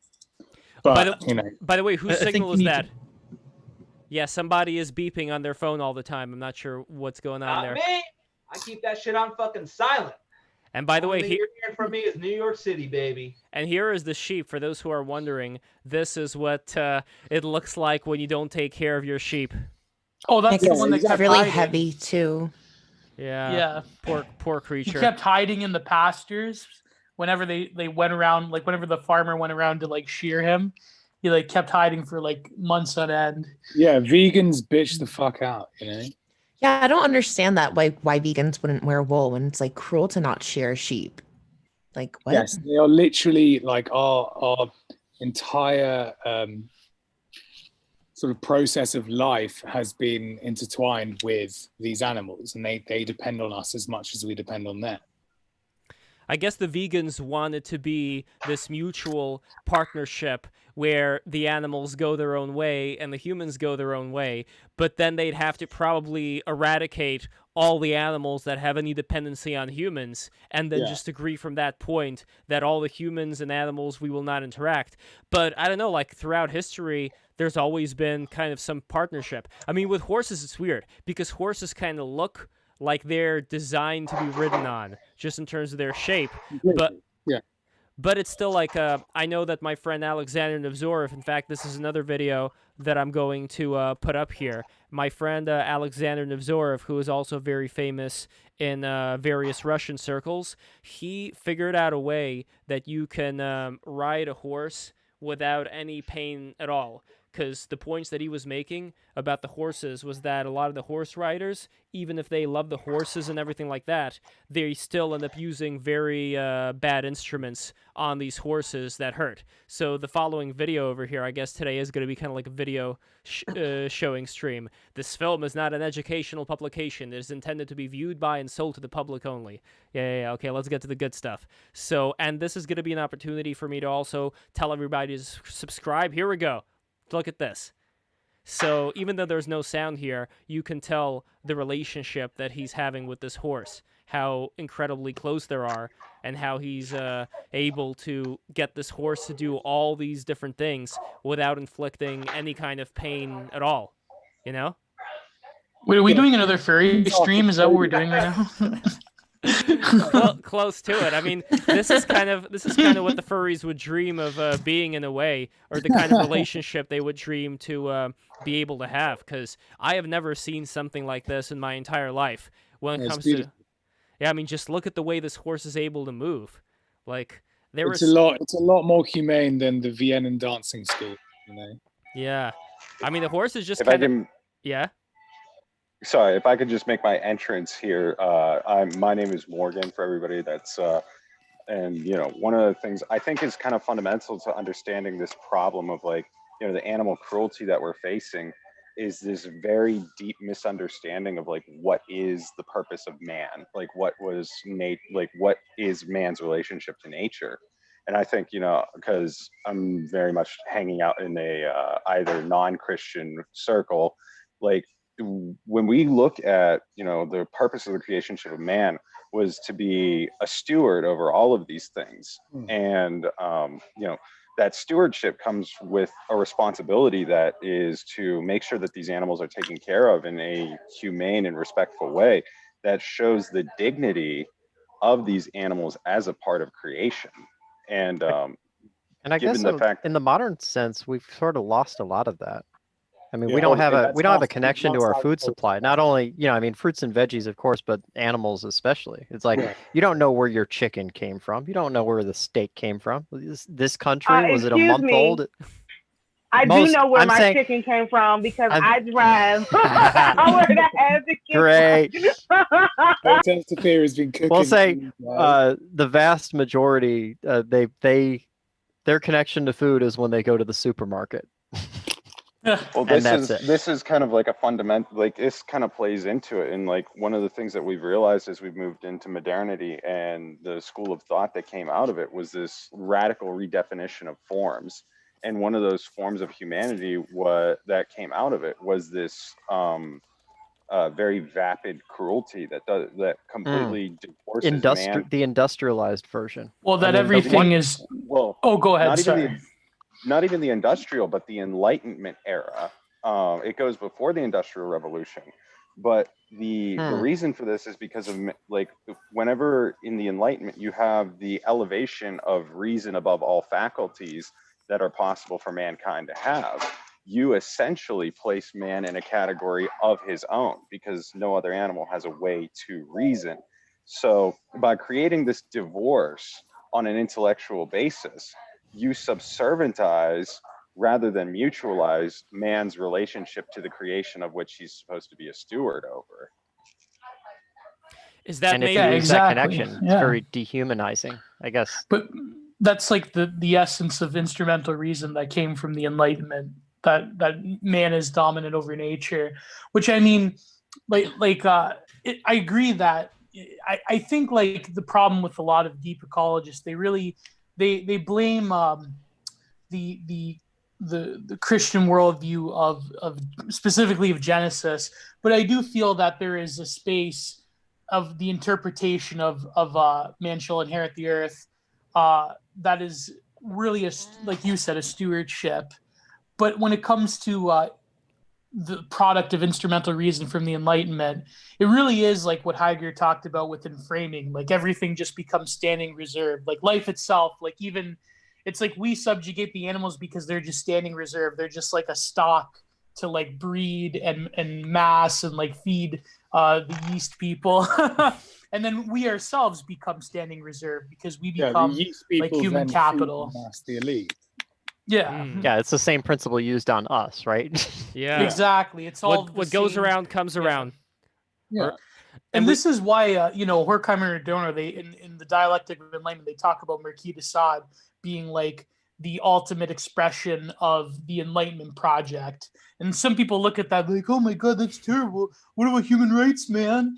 It's like, no, but like what de Sade was trying to get at was the human becoming like totally instrumentalized as just like a series of holes to exploit. It's nothing to do with like these like modern BDSM people that talk about like the limit experience or whatever. It's more to do with like the logic of like turning the subject into something that's malleable and manipulatable. And because we've turned nature into that, we ourselves have also become that. So it's really fucking crazy stuff. like, and there's a certain personality that goes along with it as well. Like people that like they have this fetishism over quantity and the reign of quantity and progress, and it's like how many how many economic units and how many widgets can we push out to the masses and all of this stuff. It's really just kind of alienating to people who still have an instinct left. I don't mean to sound like an elitist, although I am, but like, Well, no, I think there's a good point in there, and it's like, it's funny because when we're talking about the dialectic and contextualization, Geo, it's a meme in the sphere that we run in, but it's like, you'll read it, men don't have rights, they have duties. Yes, well, exactly. If you want to like, give that a more, outside of that limited sphere, you can say that man exists within context, and that context is what he has to fulfill first and foremost. Sort of the providential plan, so to speak. Is that a Jordan Peterson thinking? It's a mixture of I think I've his seen language. that theme before. It's a mixture of his language, but I'm deriving primarily from Hans Urs von Balthasar and some of his language in the Theodrama, because the freedom of mankind is limited based on the context in which we are given, but because we've, as Kaczynski talked about, the rapid compartmentalization of labor, we've created contexts where it pays to really break everything down to its smallest level of context, because by that point, when we create that smallest level of context, there is no duty, so to speak, outside of that context. It's this real big diminishing of the nature of man himself. Yeah, exactly. What's funny, we were talking about before with Aryan Cowboy, we were talking about who was it, Lev? You were talking about how different tribes, they have like the sky burials, and they or the Agori rub the ooze ash from their the ash from their dead relatives. In a lot of different places throughout the world, like even in certain tribes that do this in the Philippines, they have sky coffin burials where they lash the coffins next to the cliffside. And what they do is that the sort of black ooze, the ash seeps, and they have this ritual where they rub it on their face and everything. But the reason I bring this up is because in Jodorowsky's film The Holy Mountain, which everyone should see by now, definitely, there's this one scene where the architect creates the perfect city of the future called Freedomville, where it's rows upon rows of sky coffins where you basically eat in the factory and you do everything else, and then you really just go home to sleep at night, and you go in the sky coffin apartment, and it's like basically miles high. And it's really clever the way he did it, because I had this Autistic Mercury article back in the day where I talk about this and how he inverted it was like Jodorowsky, he predicted the future logic of the pod existence, eating the bugs and living in a pod, because now it's everyone takes this original pagan spiritual ritual, and now it's inverted, and it becomes this product of cattle humanity in the stockyard, and capital rendering us into these pod existence bug men. So I think that's really the logic of a lot of these people, a lot of these neoliberals in particular. It's the bug man logic of living in a pod, right? Living in the Borg hive. So yeah. Well, I want to bring this back to James. James, you do live in New York. Would you say that there is this pod existence, and do you notice that the people around you have gotten quite used to it? I don't know. I wouldn't really call it a pod existence in New York compared to somewhere like San Francisco or something like that, where they're I feel like the real estate there is even worse than this. But yeah, there's definitely some rooms I've definitely seen, even in my one of my open rooms in my bedroom that's pretty fucking small. And then this girl I know, she just moved into this apartment and got a flex in it, and she's literally in a bedroom, a room for her bed, and that's pretty much it. And I mean, like, yeah, it's not a pod because you have the rest of the living space, but like some people are just fucking. It's like, what are you doing? It's like that meme with Max from Goof Troop and that girl that he was in love with, where he says, like, bitch, you live like this? Yeah, pretty much. Yeah, it is a sad state of affairs. And it also reminds me of this post that I saw of this girl who was on the floor, I mean, on the grass, and she was acting like a cow.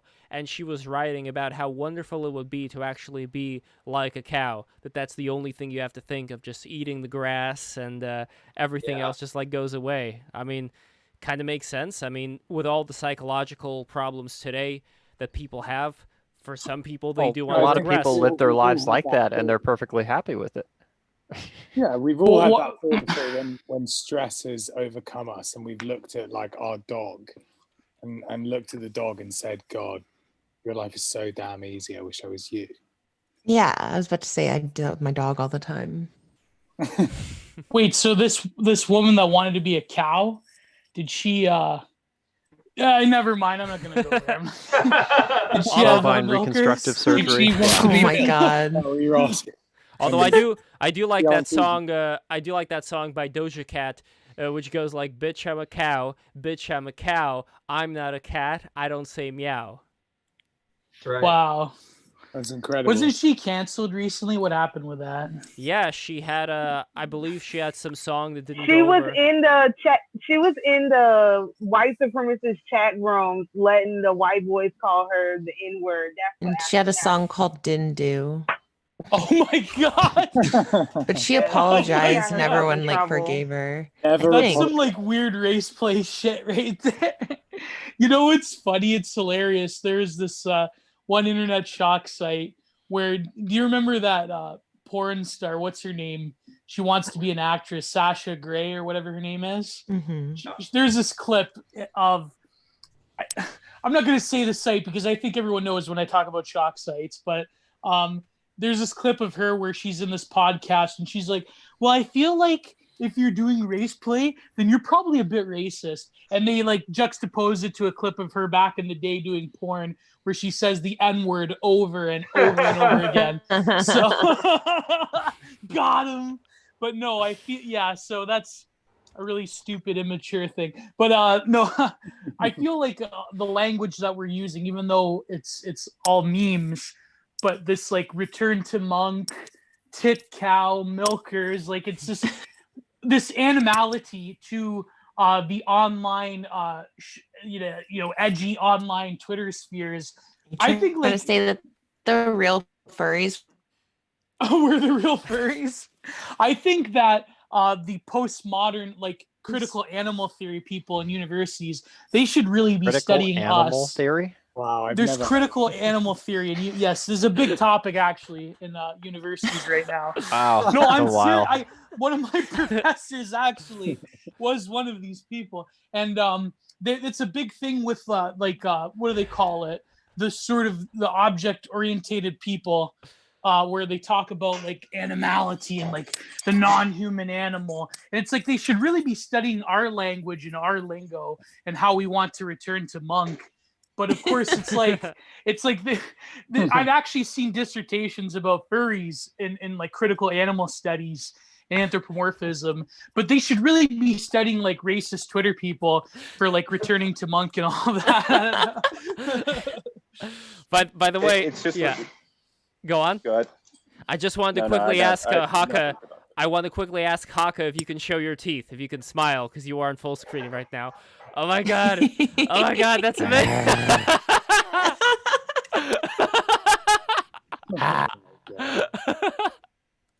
Oh my god, that was worth it. That's amazing. Yes, it reminds me of Pika Petey.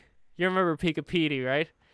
Yeah. And by the way, if I go up in the chat, Ding Dong had something to say against Catholics. So Ding Dong said, I understand man as a vice regent on earth to rule over animals responsibly. Catholics have seen nature as an enemy against humanity. And even before that, the Gnostics hated the material world. So what would you say to that? Well, I mean, it's just demonstrably untrue in all forms. Like, even if you go back to somebody like Maximus the Confessor, who writes about all of creation is like, I'm gonna have to use some Greek terminology here, but so we know that Jesus Christ in Greek is referenced to as the Logos, as the order of the universe. And we know that man, spoken in Genesis, was created in the image and likeness of that creator, of the Logos. But all of creation is the logoi. It is the reflection of the Logos. So by virtue of man being at the pinnacle of that logoi, he bears and maintains a particular responsibility to, you know, how we treat those other aspects of logoi, which are reflective of the creative nature of God. And I mean, as far as the Gnostics are concerned, the Gnostics, whenever you get into specific examples, like the what was the heresy that Saint Dominic was fighting? But their distaste for the material world referenced itself often in the most cruel acts against all forms of life, like, you know, like free abortions, euthanasia, everything like that. It does it.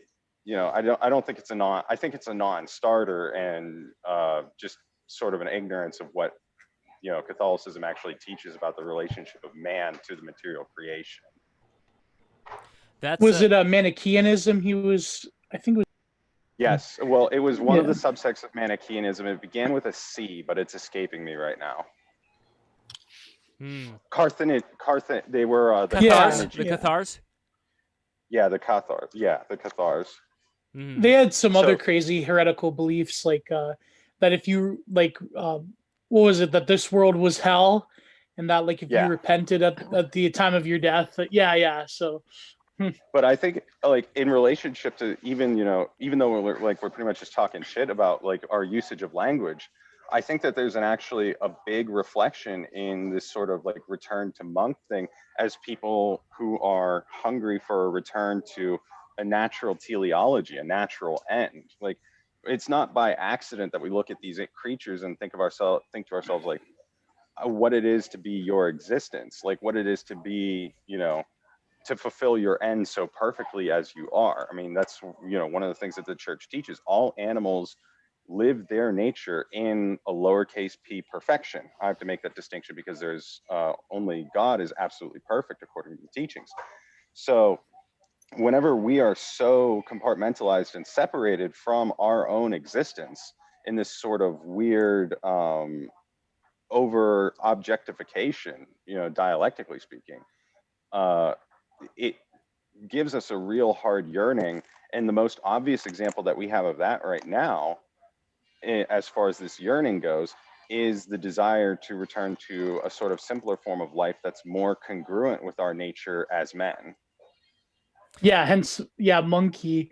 I think, you know, there's the Amprim aspect of it, but I think that, to me, the return to monkey thing is almost like, you know, those memes where it's like the atheist is like, this is my ancestor, right? It's like, in a way, it's reflecting like the only way like hardened materialists could get at something of like a spiritual perfection would be like to return to like this biological evolutionary stage of like returning to monkey, which really is indicative of our separation in the modern world from not just nature but also God. And in this, you know, you up a really great you bring up a really great refutation, Morgan, to like the Nietzschean thing of like, well, Christianity is denying life and denying the earth and all of that. To me, I think that was just a lot of it was just rhetoric, right? Like, I think if you look, certainly with Gnosticism, that's true, because the basis of it is that you deny like this existence being like a false existence.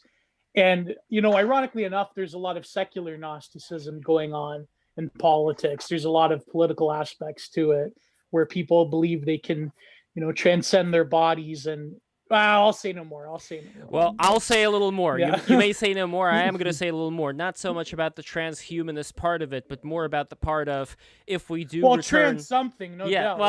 Well, here's the thing. If we do return to a simpler lifestyle, and let's say we become ignorant of certain techniques that are used today to, let's say, like I was talking about before, about the deaths in childbirth, that was going on quite a lot, not that long ago. So there are certain things that people have lost sight of when they were living during those simpler times. I don't think it's either go into this very degenerate, atomized state where you're just talking on screens and being given dopamine hits, or the alternative where you're stuck at the mercy of nature and you end up prematurely dying even though you could have lived if you had like the antidote to some spider's venom or whatever. I think that there is a way not to fall into the trap we're going to right now in the future. But I think part of it would also be learning more about the environment that we're in and also being a part of that environment. I think, Morgan, you are on the money when it comes to the dietary advice, for example, that you give out on your Twitter to make people much more resilient. And sure, I bet that a lot of people back then were living that way, although you could see the records of the teeth when agriculture started out. If I'm not mistaken, people had some pretty bad teeth after they stopped becoming hunter-gatherers. So I wouldn't say that simple lifestyle was also that good for the human body. I'm thinking more about what is beyond what we're able to recognize as this is what it means to be human, not from outsourcing our abilities to machines, but like I always say, we have, and I'm pretty sure we have chakras, kundalini, we have all this stuff that wasn't here, just to tease us or test us. I think this is an integral part of what it means to be not even just a human being, but being an embodied consciousness. And if we try it out, if we understand more about what's going on here, then I think we would be able to find a much better existence and a much more resilient nature in ourselves. But Morgan, I'm curious what you think both about these more spiritual aspects of what I think we are made of, as well as the more, let's say, down-to-earth dietary advice that, again, I'm helpful. I'm happy you're giving out on your Twitter. So, well, thank you. Firstly, well, I think as concerning the spiritual things, I think we have to realize one of the aspects that we're laboring under is, Christian or not, we can contextualize this in the Christian content of the fall, or if you want to contextualize it in some of the more spiritual aspects that you guys are talking about, the Kali Yuga, the time of death. The reality of it is that we have particular aspects by laboring in these times that we are simply not co-opting appropriately. And it kind of ties to what you were saying about medicine and stuff like that. And it's we have medicines and great things like that, but we aren't co-opting, making real spiritual use out of suffering. Because whether you believe it or not, all forms of transcendental religion co-opt some form of suffering as a means of spiritual purification. Because even though we are an embodied consciousness, we are a body-soul composite, there is a certain level of primacy that the spiritual aspect takes because of the fact that exists within us, and we have to cultivate those things. And our failure to accept, the certain parts of the fall, the Kali Yuga, whatever, really puts us in a big mess as far as understanding what is the purpose of medicine, what is the purpose of diet, what is everything like this given to us for. And if we don't co-opt that correctly, then it gives us a very big malaise that we can sort of fall into, because we don't see the purpose of pretty much anything. If this creation cannot help, stop me from this suffering, what good is it? Well, actually, you exist in a world that is plagued by suffering. So co-opt it, use the creation that you have around you to ease that to what degree that ever you can. but then recognize that this is just part of this existence, our mortal existence, and then move on from there. We're trying to distinguish ourselves from the animals, basically, right? And you brought up purpose. Yeah. Well, there's a distinguishment between the animal, but then there's also the recognition of the faculties of man, which are animalistic in nature. And we cannot divorce ourselves from those things, but instead perfect those Well, we'll things say if we completely are those things, then we are no different than the animal, right? It's like what are the defining characteristics of human? So I can't get into all of the different. There's different interpretations. I know, and there's also, I think, different gradations of men and animals when it comes to, for example, I don't know, Coco the gorilla. You know, Coco the gorilla was very smart, very affectionate. There were certain limitations, obviously, but when it still comes to this differentiation between people and animals, I look at animals kind of how the Indonesians look at the orangutans, where they call the orangutans forest people. So I look at animals also like being people who are just a little bit more limited in their scope, where, you know, they've solidified. Like if you notice, like our facial expressions, you know, they could go everywhere, but the animal's faces have solidified into a particular form, and they're limited to this. They're kind of babysat by Mother Nature. So a fish is within exactly the right area for a fish to be in. So are, you know, dolphins, whales, monkeys, but human beings, not really. Because I think one of the difference ones would be that humans are sort of in control and the animals aren't. Exactly, and the animals they're controlled by nature more than they are controlled by their own, let's say, exactly. will. We are controlled by ourselves, by our own wills, by our own governments, by our own actions. In a big sense, animals don't seem to have that faculty. It's they're at the whim of their environment. And you could say human beings are also at the whim of their environment, but in a different way. Like I always talk about how the archaic Greeks believed that they were receiving communications from the gods that were telling them what to do, according to Julian Jaynes, who says that they had a bicameral Well, I mean, humans mind. can be there. You can have human animals. I think is sort of the point. Is there's different classes of humans. Yeah, like the. I think you're getting at more not self-consciousness, self-awareness rather than. I guess maybe autonomy. I'm sure it touches on a lot of different factors, but I'm trying to figure out where this distinction is, because you know, if the nihilistic view that the humans are the animals, then well, let's I put don't know. It this way. It seems to last purpose. We believe in evolution, like I believe in natural selection.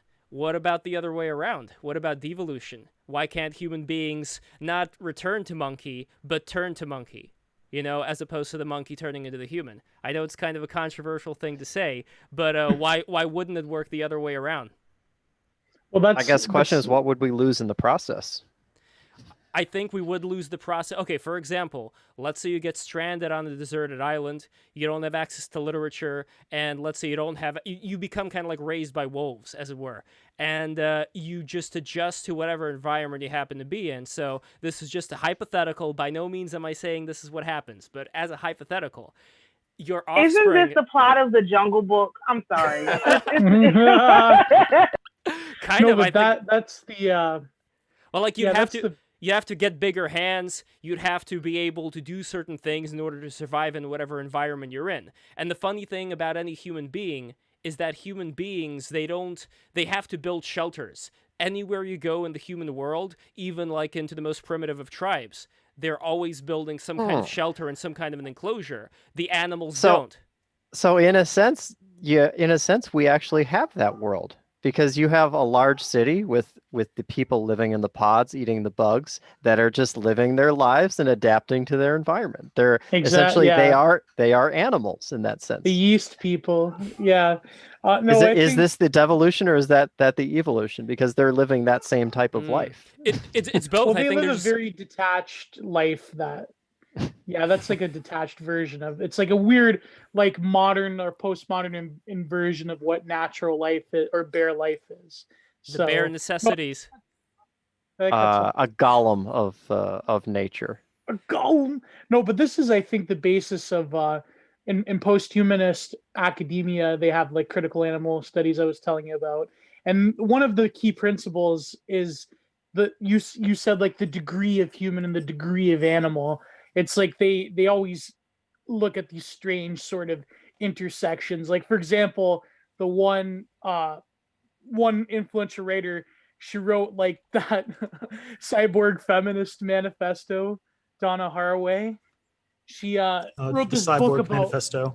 Yeah. She wrote a book later on, like recently, about critical animal studies, and she talks about like how her dog was taking the same hormone that's the basis, because I think like older female dogs, they have to take this hormone, and like she was taking the same one. So like they look at these connections, right? But one of the main principles that is like I know it's like very SJWE language, but they talk about intersectionality between and they're kind of right in some ways, not like the way they think, because I believe that like the way people view racism is bullshit, but like sorry, I guess I didn't mean to be that.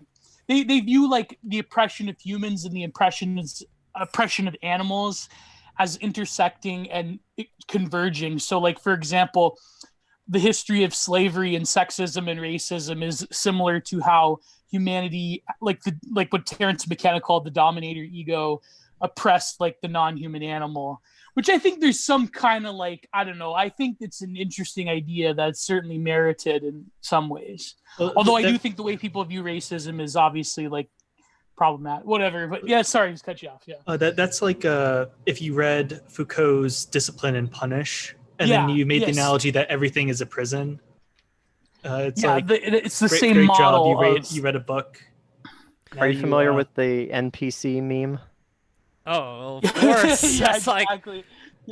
This is one of the streams that talks about that. I personally think that serves as one of the major distinctions, is defining the characteristics of what is the NPC is essentially the human animal, and the conscious aware person would be the one that's one step beyond that. Mm-hmm. Well, exactly. This is something that I think it was talked about on Helios Logos' show. Who knows? If we say the name Helios Logos 3 times, will he appear on the stream? Anyway, probably. Anyway, he said that in the future, what's probably going to happen is there are going to be all these different, either he said or somebody else on the show, but that there were going to be these different giant super AI systems that people are going to be plugged into. So the people that are just living right now, like the NPC people, they are going to be just these units, these cells of this AI hive mind, and that's going to be their entire function. Is going to? In a sense, we're already in that. The Matrix. So social media as a system, we are all individually exposed. Our synapses, that we're exposed to different bits of information from other neurons, and whenever we see something interesting, we'll share it. Our neuron will fire and spread that information to something else. In a sense, we are already a brain to something that we don't understand. It's like we are neurons in a brain that we don't know. I think it's true. Sure, I guess it depends. But that is information systems and network theory and all of that. Yeah, cybernetics. If you're working in that sense, that our brains are a part of a larger meta network. Our brains are a rhizome, man. Well, another thing that they said in that podcast was they were making a comparison between that structure and I believe it was from Ezekiel. I'm not sure. You know the Bible more than I do, Geo.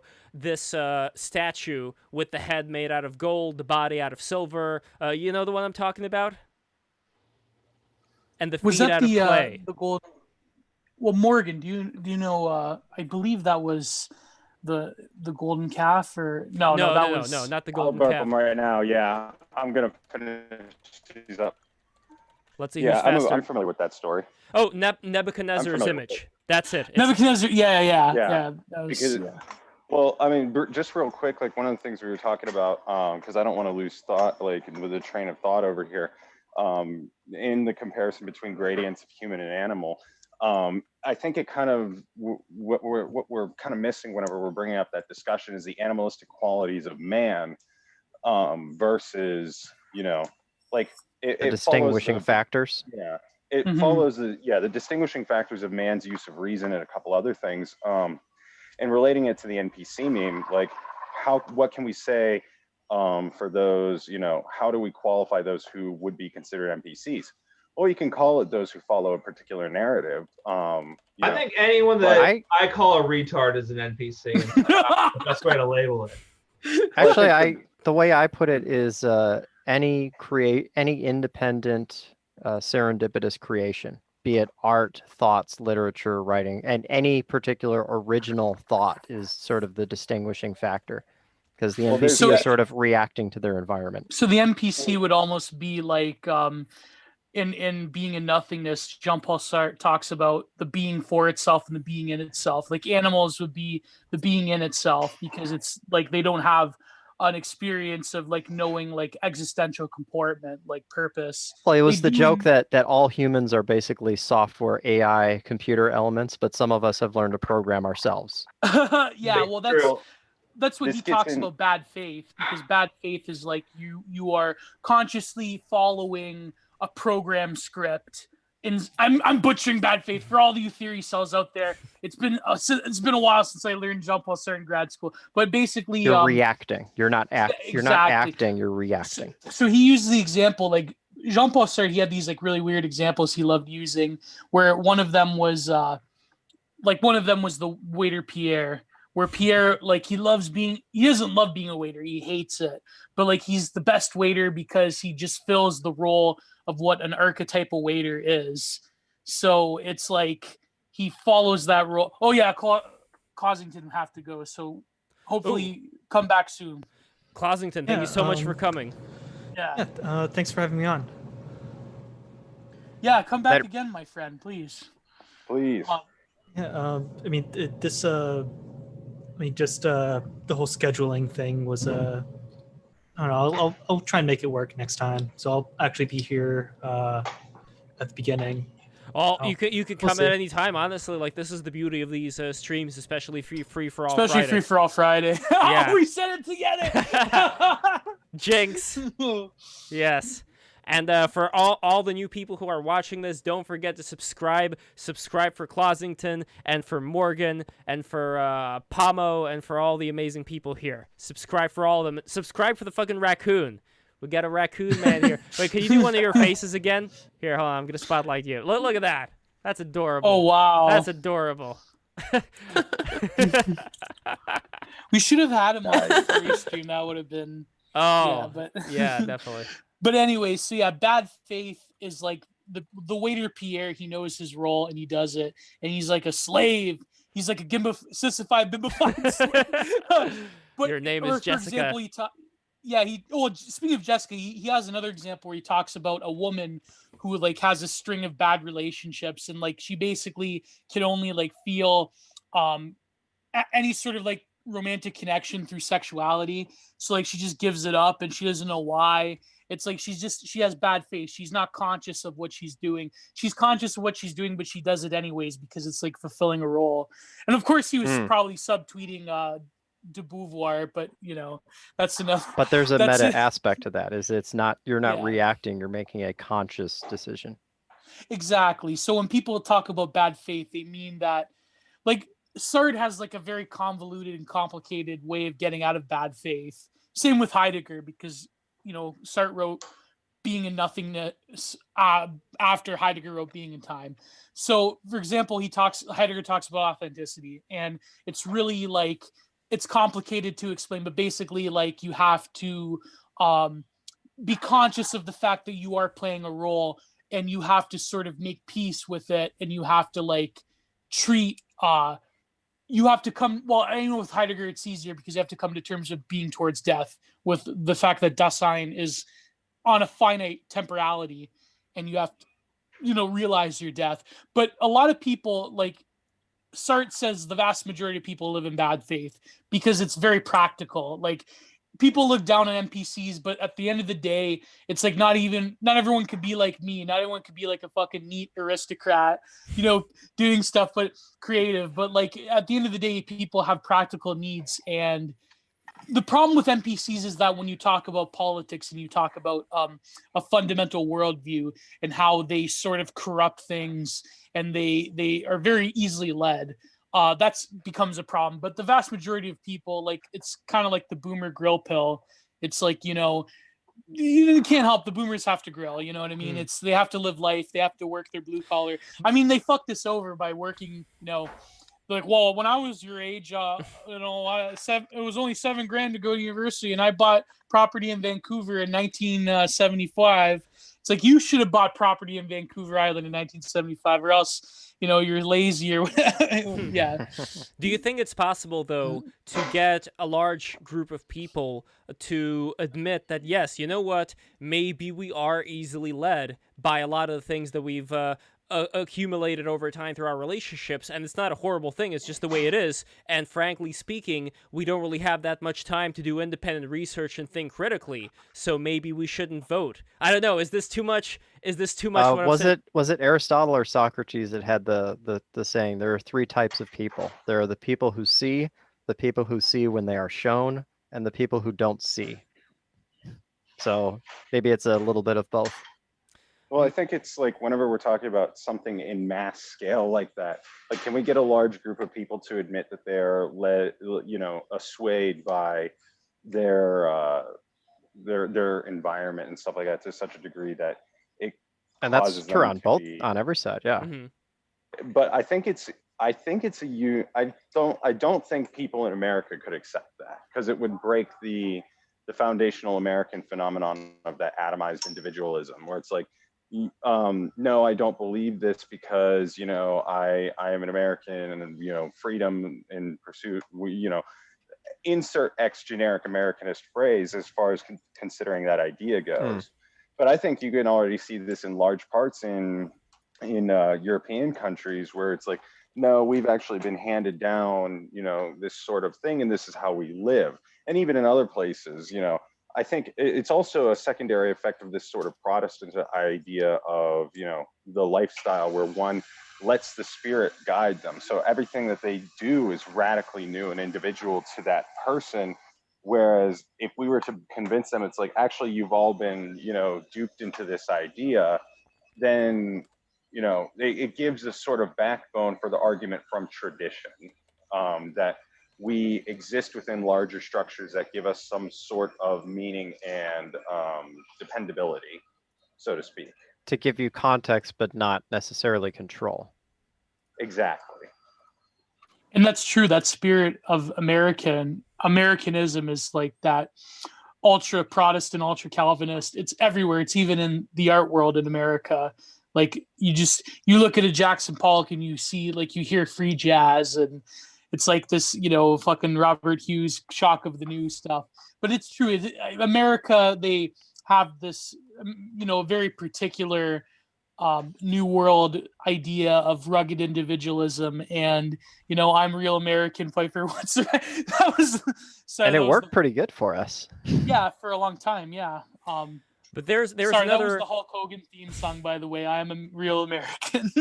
There's another interesting... But is there anything more American than Hulk Hogan? There you go. Like, well, the American bear. I mean, Spurdo as the proud American. I think this is one of the most American images out there, this one. And I like how they have a separate one for the Roman version of the same patriotic bear, where he praises Jupiter.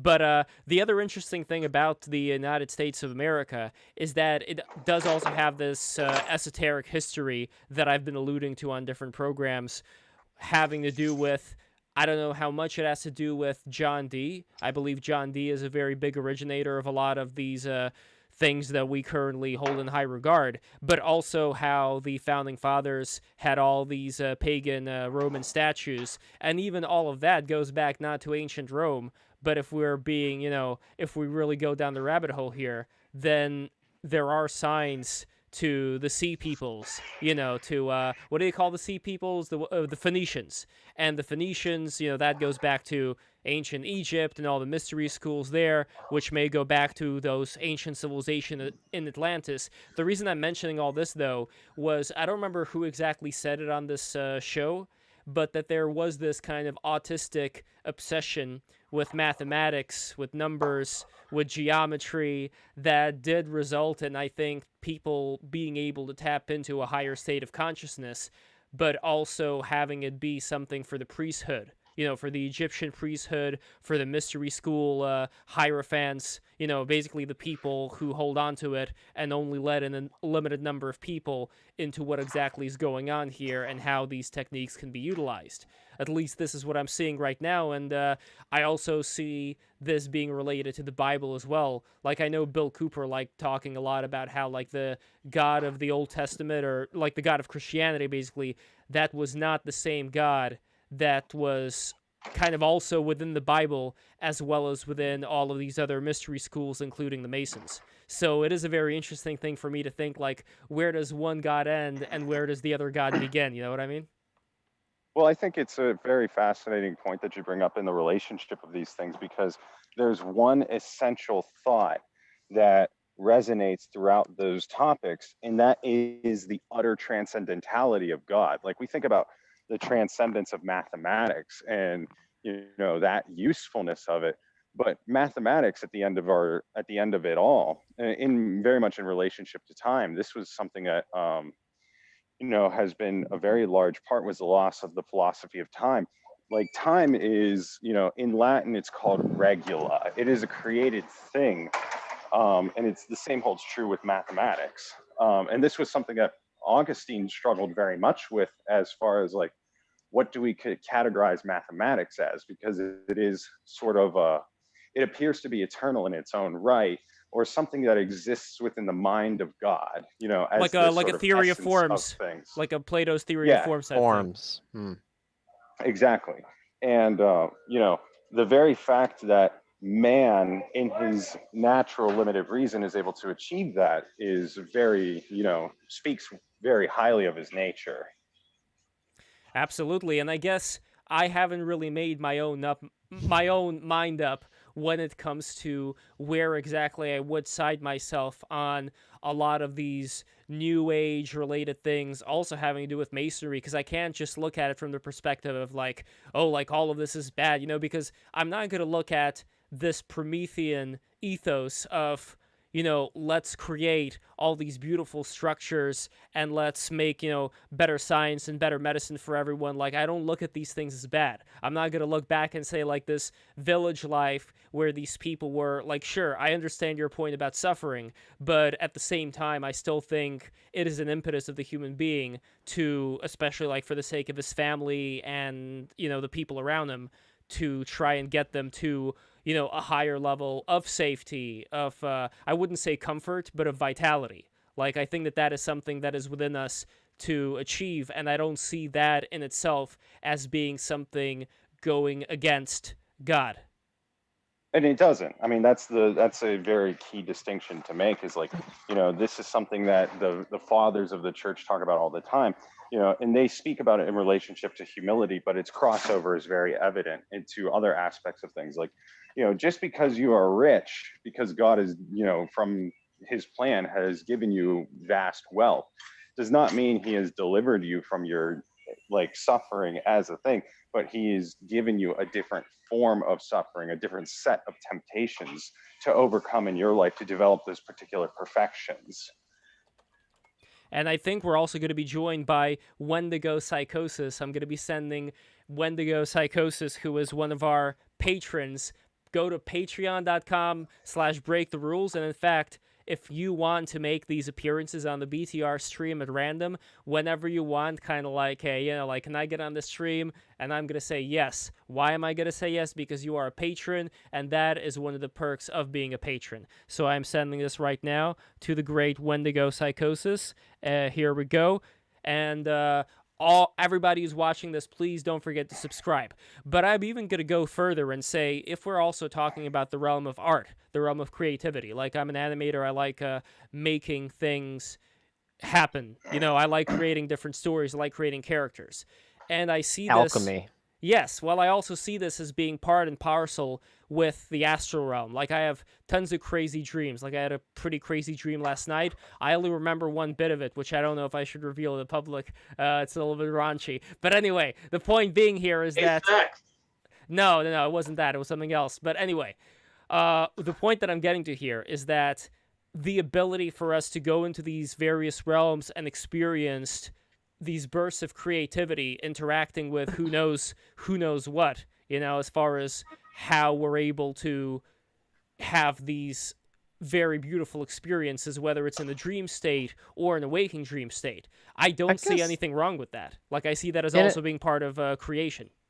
What I see is a different distinction between, we'll say, truth and utility, is that if something is useful, it doesn't necessarily matter whether it's explicitly true or not. Sure, but and vice versa. Something can be true, but if it's not useful, it doesn't, mean anything. But is art useful? Well, I think that is we're kind of bigger. That's a big question. We're missing an anthropological question that is more important to these things, and that is as part of the nature of man, what does this encompass? And because of man's particular created state, what is his abilities to interact with creation? You were talking about interacting on the astral realm in your dreams and stuff like that.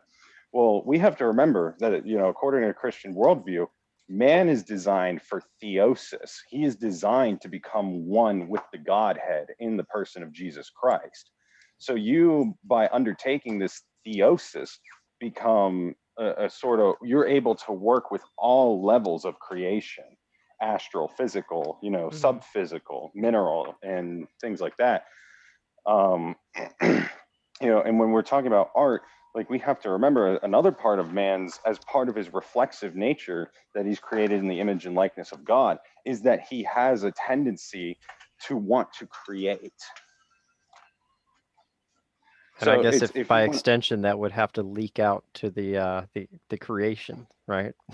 Exactly. And that's where you get into, like, there is, when we're talking about utility versus truth, it's like true things, I would argue, not versus. We'll say the two spectrums is something can be true but not useful, and something can be useful even if it's not true. Yeah. So I think whenever we're getting into usefulness as sort of a thing by which man's creative endeavors apply to the material world, the visceral world in which he's capable of interacting with, you're dealing in a different sphere of man's existence versus, truth, goodness, beauty, and existence itself, because those things are not necessarily beneficial to know, but we can say that it is conducive to the nature of man to know those things.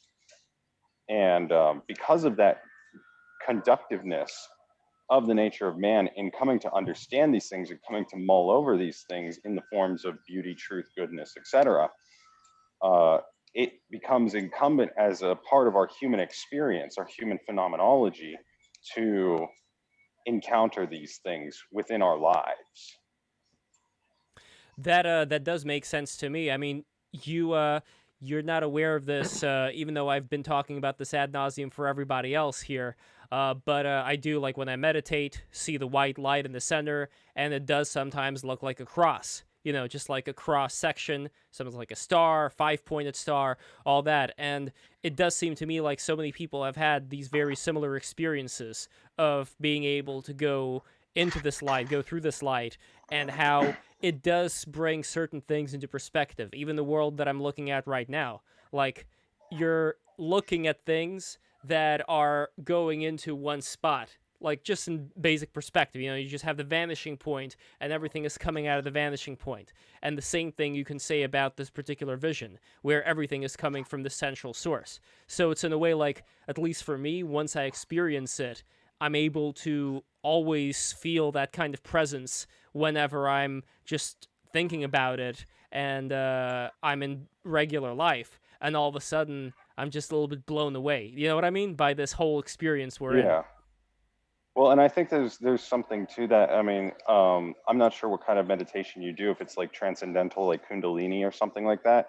But, it's often thought of like that, Christian meditation seems to be a bit, if you look in the Catholic tradition, it seems to be hyper substantive, like you're meditating on a particular facet of God or a particular thing.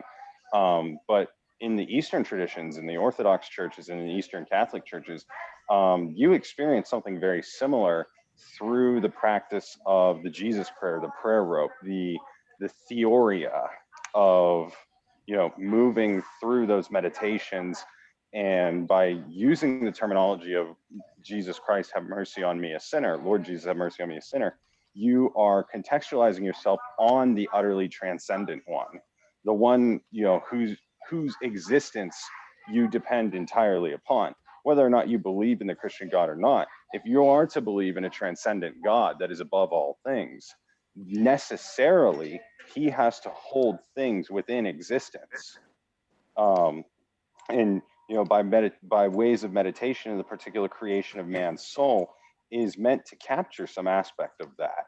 And I think that's just something that we don't think about enough as part of our, you know, sort of mental capacities. You know, we have this thing called the nous. There's not really an accurate translation for it in English, but let's call it the mind's eye. This mind's eye is created for a particular end, and that's to behold, you know, God, to behold the transcendent. And if the that third mind's eye, eye, in other words, would that yeah, that would be part of it, but it's one of a few facets of man that is ordered towards prayer, so to speak. Well, what's interesting is this just my own version of it. Like, I think everything, just like in an as above, so below way, everything tends to rhyme. Where, for example, you would have the breasts and the heart being like the eyes and the third eye. But another thing you would have is you would have the eyes, in a way, this is just like my own take on it, being like the thieves at Mount Golgotha, and Jesus being right over here in the center. And these are the eyes that we use to view the world, but then we also have this nous, as you say, that allows us to view things in a deeper way. Lev, I gotta get going, Lev. I gotta get some Chick-fil-A and play some Call of Duty afterwards. Get some Chick-fil-A. James, thank you so much for coming in, man. Yeah, plug your stuff. Plug your stuff right now. Follow me on Twitter at MKUltraJCDenton. Listen to Bad Filmcast. We're on hiatus, but that doesn't mean we don't have fucking a year's worth of amazing content. Yeah, that's it. And play Pokemon TCG. I just copped this for retail yesterday, and I was very happy. Nice. Which I'm keeping sealed. But yeah, follow me on Twitter. Listen to Bad Filmcast. Lev, thank you for having me on. I'll probably be on again Free for All Friday next week, as long as I'm not doing it. So thanks for having me. See you guys. See ya. Take care. Later. So, regarding the Golgotha and the cross, I'm curious. Yeah. So there's actually like, and there's a way, because you can even get into the terminology and the symbolism of the thieves themselves, because as we know from Holy Tradition, one of those thieves is sainted. It's Saint Dismas. He, you know, he was the one that said to Jesus, you know, Lord, remember me when you enter into your kingdom. That was his moment of final repentance on his dying breath. And it kind of, you know, it's one of the ways that, you know, if you want to view them as eyes in a sort of metaphorical way, you have the other thief who did not repent, but instead rebuked Jesus, saying, if you are truly the Son of God, come down off of your cross, you know. And I don't think it's one of those things where it's like we order ourselves towards good and evil. We choose good or evil, and the ways in which those manifest themselves within our souls, you know, or even in our bodies with, you know, the generic meme of physiognomy and stuff like that. The way that those things come about are really just reflections of our participation with ultimate good or rejection of ultimate good. And I think that's, you know, when we talk about things, particularly as Catholics within contextualizing with other people of other faiths or different spiritualities, I think we kind of lose the plot whenever we get hung up on something like this, because, you know, for me personally, I'll just kind of give you my mindset in this. You know, of course, proselytizers proselytizing. I would love for you to become Catholic. I used to go to Catholic school, by the way. Well, that's a big problem, but that's a different story. I don't want to get into that. That's fine. But, you know, the ways in which God works within our lives, providence exists in all of creation. And the divine plan is designed in our lives that God gives us the graces to participate with him in a myriad of different ways. And sometimes even in ways that we as created beings simply do not understand. And it's not to say that God is unknowable because of that, although there is an element of that if you wanted to contextualize it with something like the Tao Te Ching. But it's just the mere fact that we're talking about multiple degrees of infinite separaitude in the orders of intellect, in the way that plans have, you know, been created from eternity. Like, it's really, you know, it's our, like, I like the way a priest put it. His name is Father Benedict Grichel. Rest in peace to him. He said, I am here to inform, to answer questions, and I may even ask the question, but I myself do not give grace for conversion. And I think it's a very important question, as we're, you know, like, just for any Catholics out there that might be listening, is like, you know, you do not give grace. You are not a font of grace. You are a receptacle of grace, which you give back to God at the end of your life. Nothing of yours is your own except for that which God gives you. That sounds also kind of like in the Kabbalah, where they have this idea of giving and receiving, and they see God, the creator, as this ultimate force of only giving and giving for the sake of giving, and we humans are receiving for the sake of receiving. Even when we're giving to other people, like love and things like that, we still have this feeling that we get when we show love for someone that, like, you know, we feel good about it. It fills us up to fill somebody else with love, so we're still in the process of receiving. And their whole thing is to transmute that quality so that we could also give for the sake of giving, and that would bring us closer to the Creator, kind of like doing good works in Catholicism, I think, would come close to that.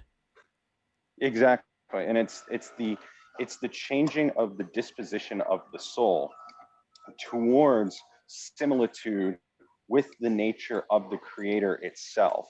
You know, the best way that we can put it is because, like I was talking about earlier, with man's final end being theosis, becoming one with God, as you start to do the things and participate in the nature of God, your own nature begins to take on a similitude of his own, which is, you know, that's the form of grace and the Holy Spirit working within creation, which actually has reflective Kabbalistic qualities. Rabbi Sephier talks about the creation, the consistent recreation of the universe by God. You know, that every moment God is recreating the universe. And the purpose of this, at least as far as I can see, is to bring his creation to the most similitude aspects of himself, and reflecting that by living in their natures perfectly.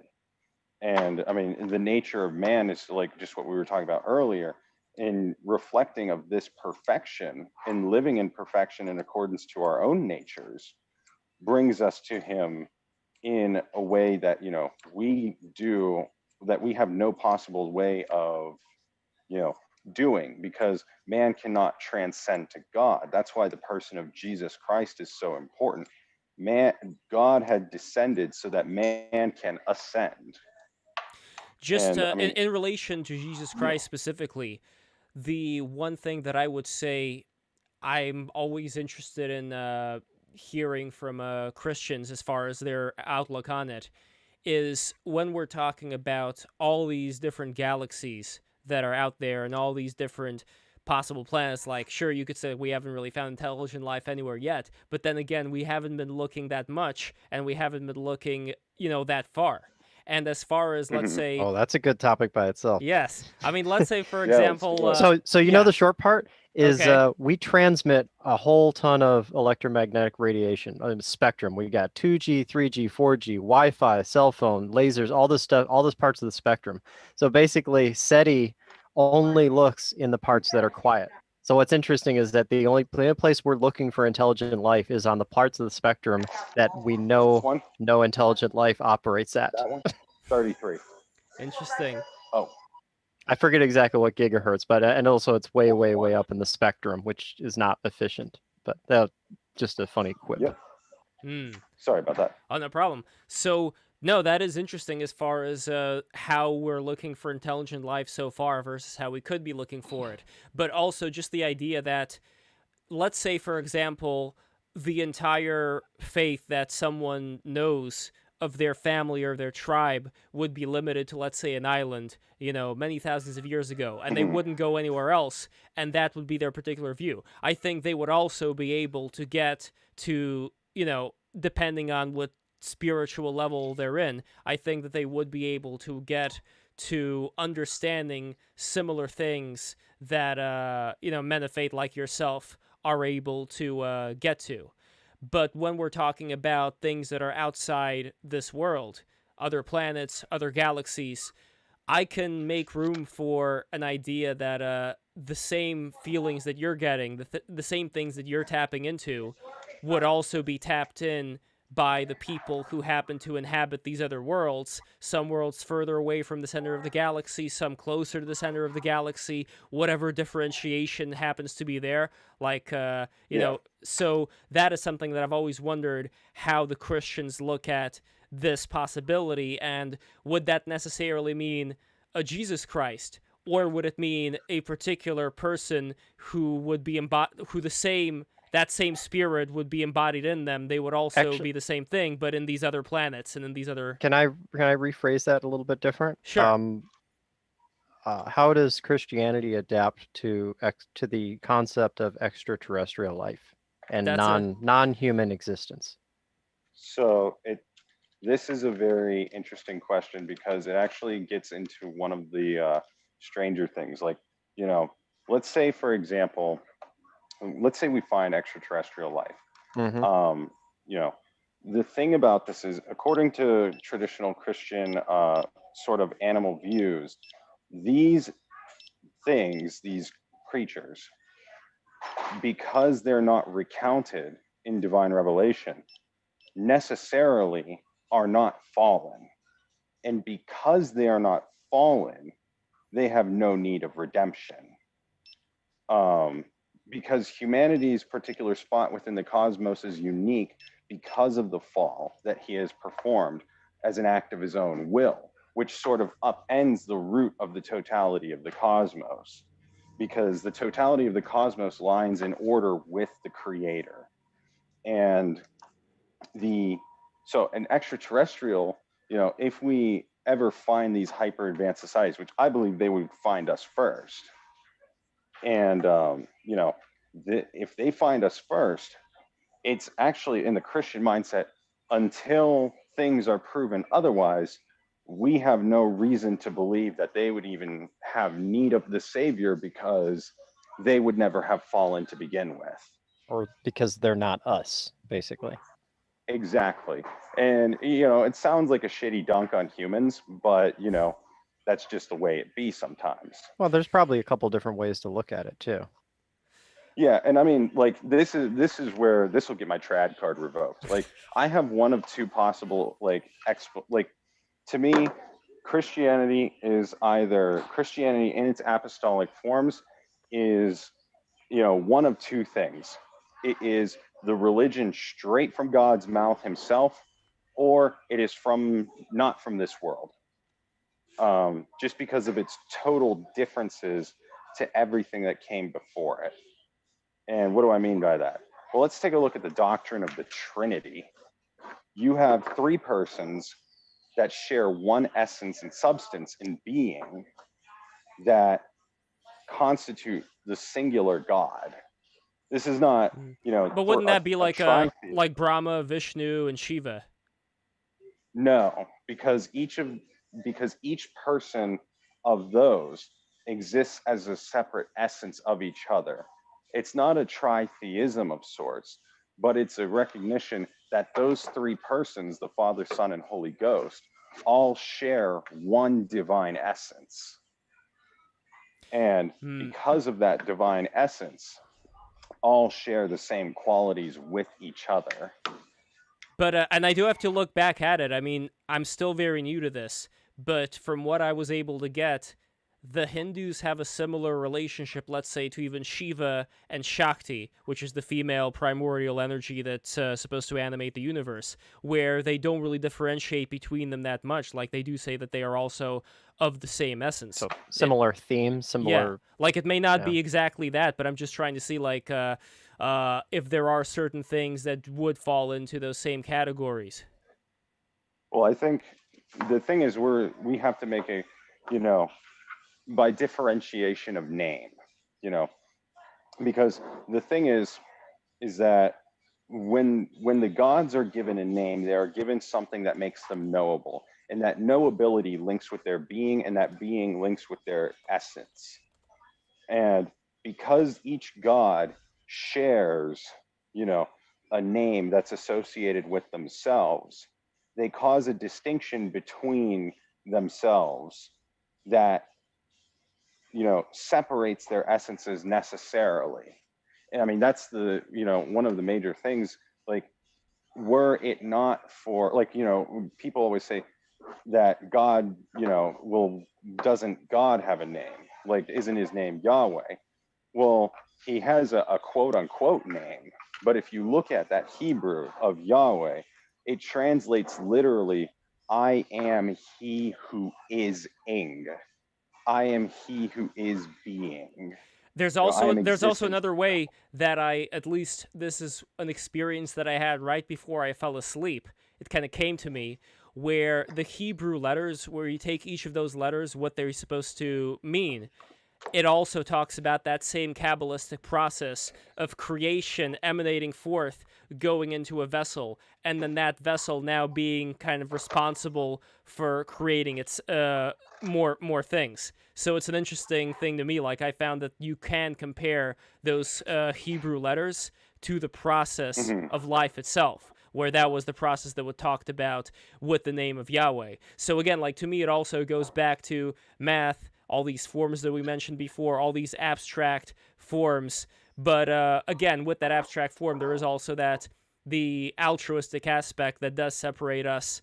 I wouldn't say it separates us from the animals if you have, like, a mother bear who's going to intentionally kill her cub so that it doesn't go into the same bile extraction unit by the Chinese that were, processing this bile from the poor mother bear. Like, that is something that I also see as being a very human quality in these animals, which is why I don't really differentiate them that much. They're like, anyway, I'm not going to get into it that much, but yeah, the point that I'm getting to here more is, I would still, just for me personally, and, like, I really respect the fact that you are able to, have a strong sense of faith and a strong sense of grounding, and I think it's something that is fundamentally lacking in so many people today, especially to the very profound and concentrated level that you have it in yourself. This is, like, I can tell that for you, this isn't like Sunday painting. This is like a very important part, and it's a beautiful thing.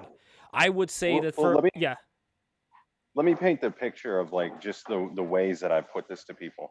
It's like, you get to, for me, I don't want to say I've achieved a certain point, but it's like I've been gifted a certain degree of certitude and knowledge that go, of my faith, where I've told everybody, like, if Catholicism, like, if they swabbed a cloud one day and were like, there's definitely no God, I would put a 9mm in my head.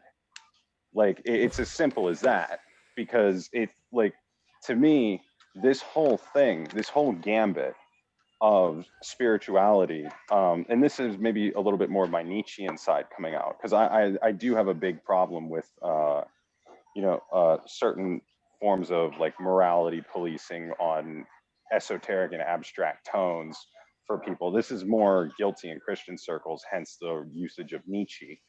But, I think what we're talking about, ultimately boils down to what is God to, what is your understanding of God? And, for me personally, my understanding of God is incomprehensible, because I don't even understand it. He's the totality of all being itself.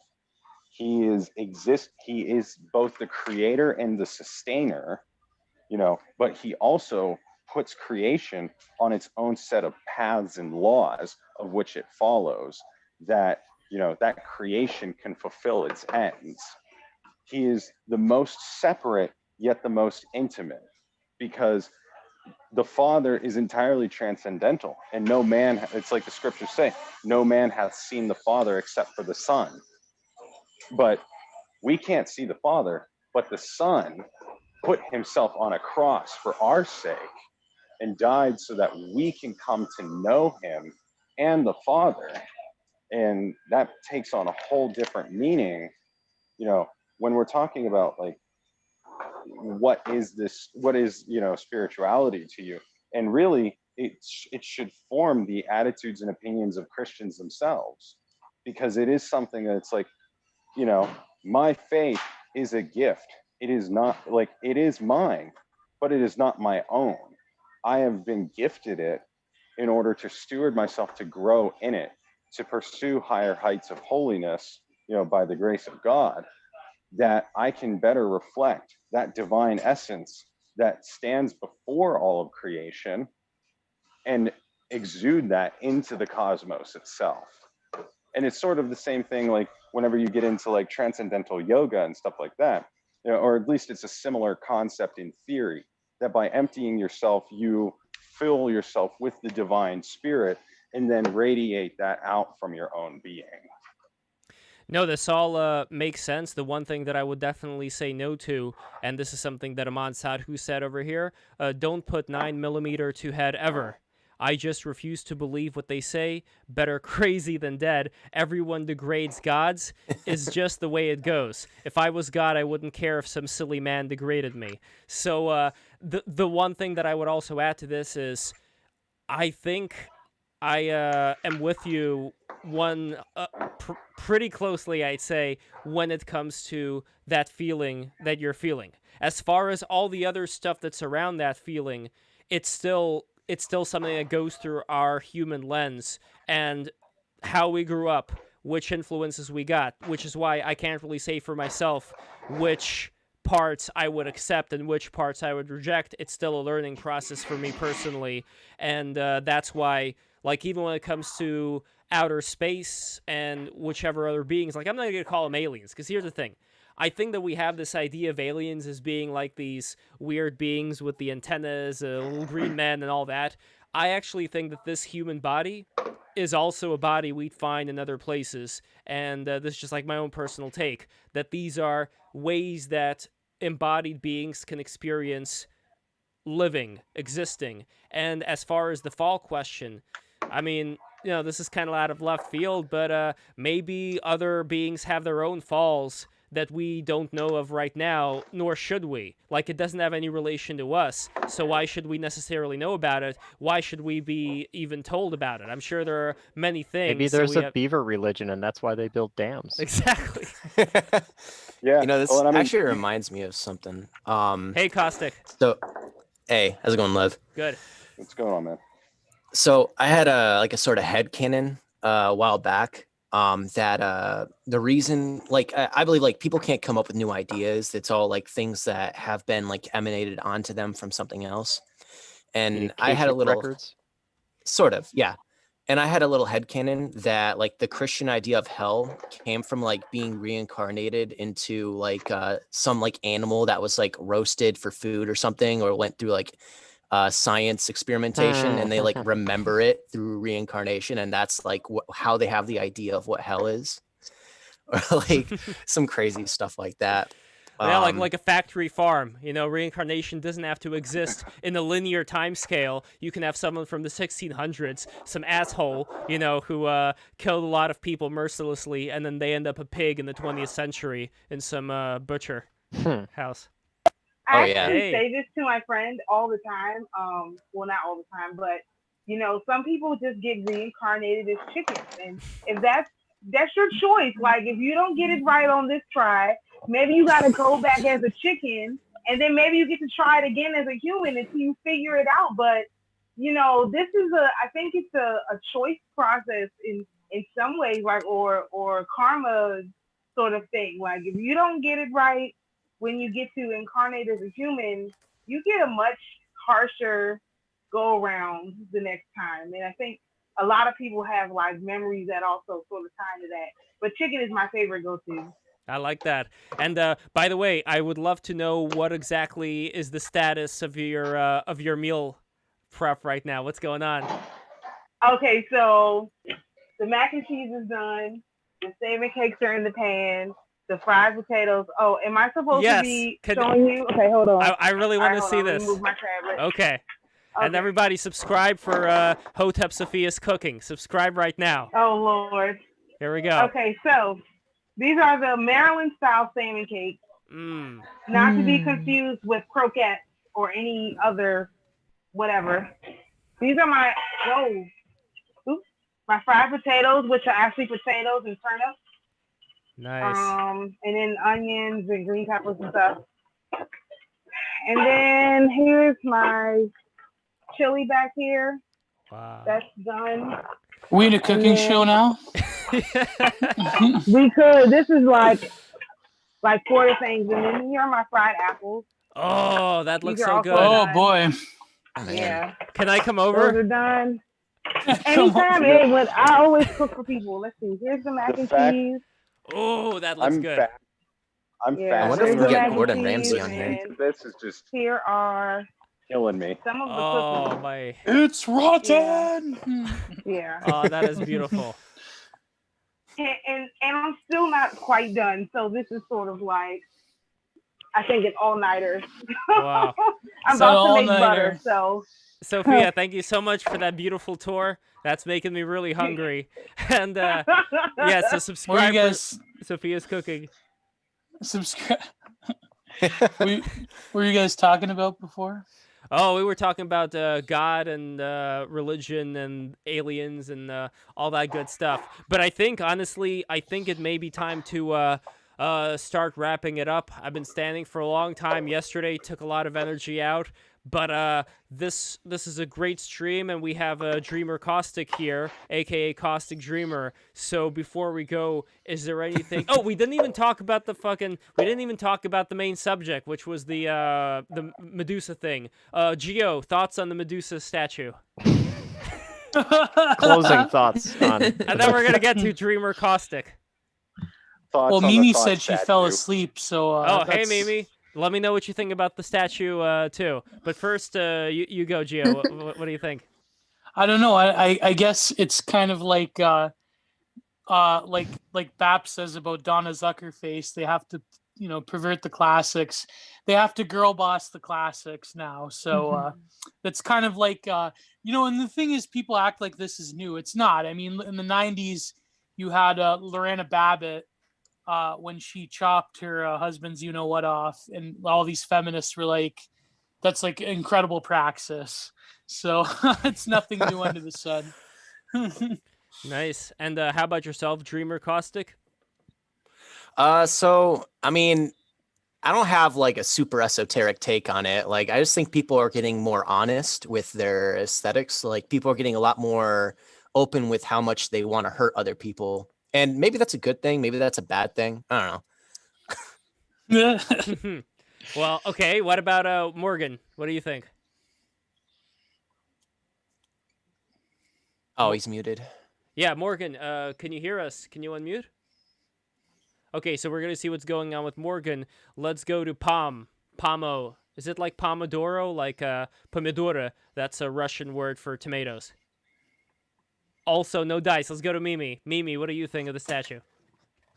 I think one of the initial things that went through my head when I first saw it was how like bland and lifeless the statue was, and I think that's the main thing that still bothers me because if you look at there's a statue where it's like Perseus with Medusa's head, and like the sculpting and the detail on that is so gorgeous and it just looks so cool. And then this one is I just can't explain it, but it's like definitely inferior and it's just plain.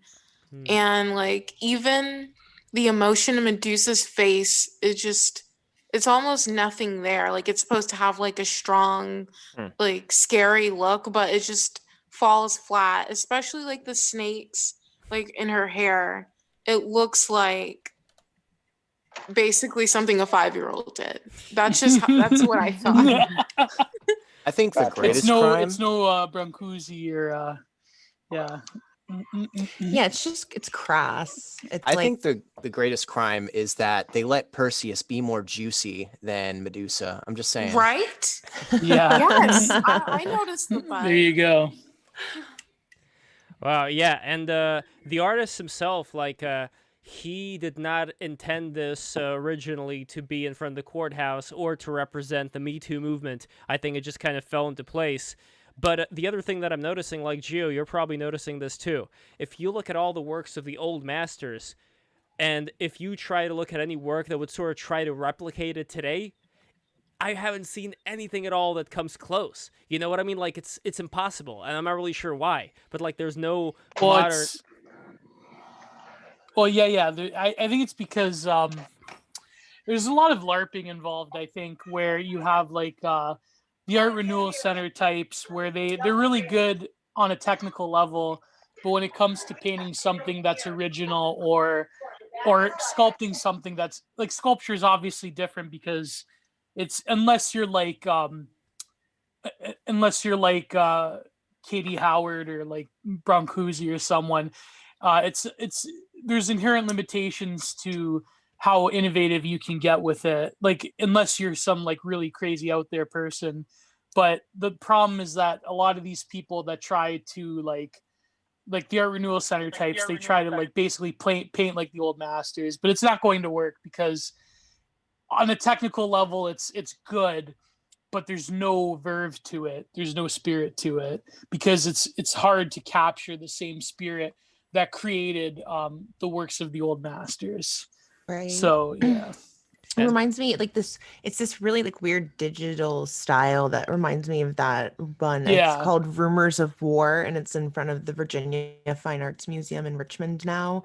And it's like a mockery of the Civil War soldier, but it's like a guy wearing like Nikes and has dreads, and it just looks so there's tons corny. of that. Yeah, it's so corny and crass and like just awful. It makes me feel like Jared Taylor or something, because I'm like, this doesn't look like anything. Like it makes me feel like that As one if video where snark was an art movement.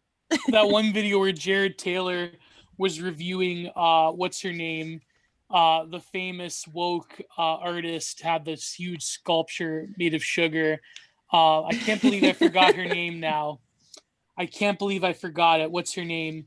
She's like, yeah, but Jared Taylor was going about like it was called like the Slave Mammy or something, and like this like old timey voice, like the vivacious buttocks of the statue.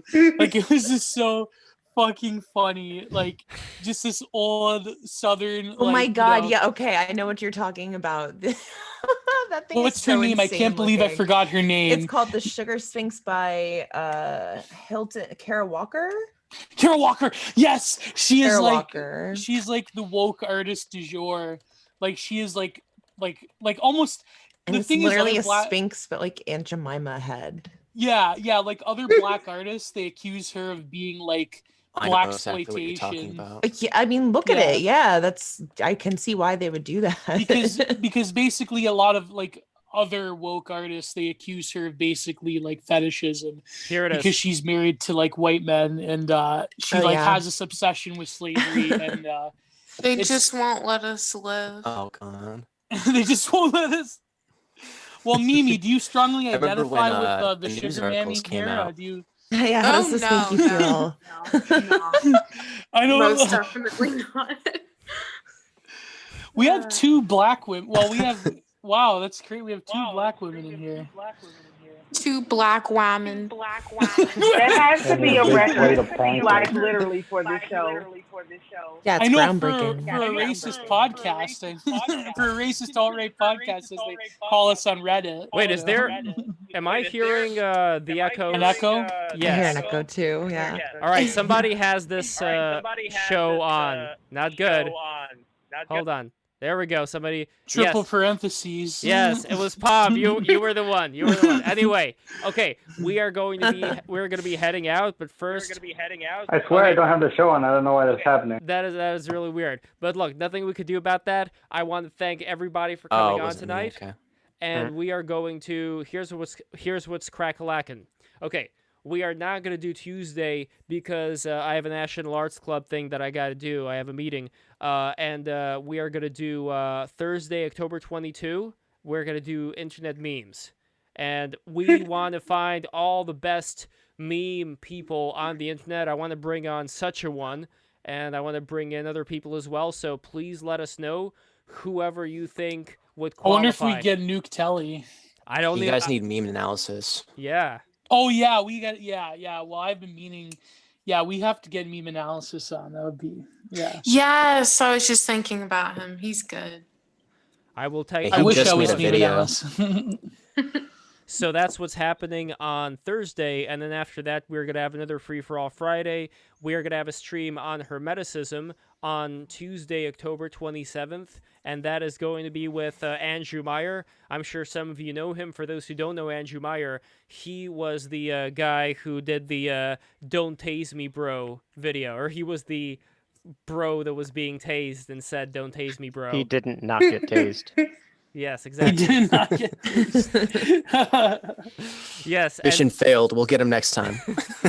And by the way, do you know what he was? Do you know what he was doing that for, or rather, like why he got shocked? It was because he was asking John Kerry about Skull and Bones, and as soon as he asked that, that's when the guards took him away and were tasing him. And now he is he's this nice guy, conservative guy who's also. He is Jewish. He is Orthodox. He is Orthodox Jewish, and he wears a yarmulke, and he also wears a cowboy hat. So he wears a cowboy hat on the top of the yarmulke. Wait, he's Jewish? Yes. Oh no! What? Oh whoa! I heard the disgust in Gio's voice. I'm right there with you, Gio. Oh God! What can I even say? Oy vey. Wait, Lev, are you Jewish? What? Yes. It was echoing in here earlier. Oh so- no, he's a juice. He's a juice. It's another show. Back on topic. It's another show.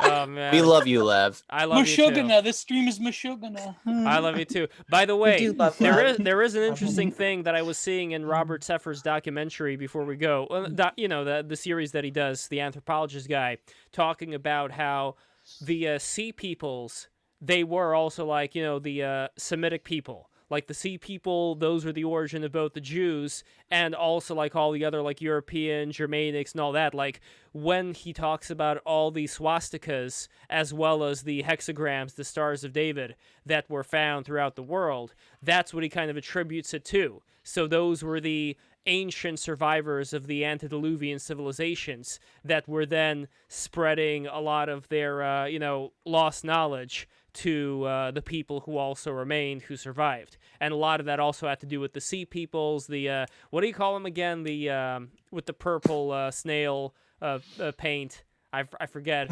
Hold on. The, what is wrong with me? Phoenicians, that's it. So look into it, as Eddie Bravo likes to say. Look into the Phoenicians and what exactly was going down with them and the alphabet and all that very interesting stuff. Anyway, this is it. We have a few comments in here. Let me read those before we go. I see somebody wrote milkers. So here we go. Let's see. Okay, so we got free Jules from his paywall prison lab. Okay, I would, but right now this month, from what I understand, Jules is working. So there's not really that much that we can do about that. But hopefully we're going to get Jules back in November where he's going to have a lot more time. So next we have Khazar Milkers. Yes, I like the Khazar Milkers. Who doesn't?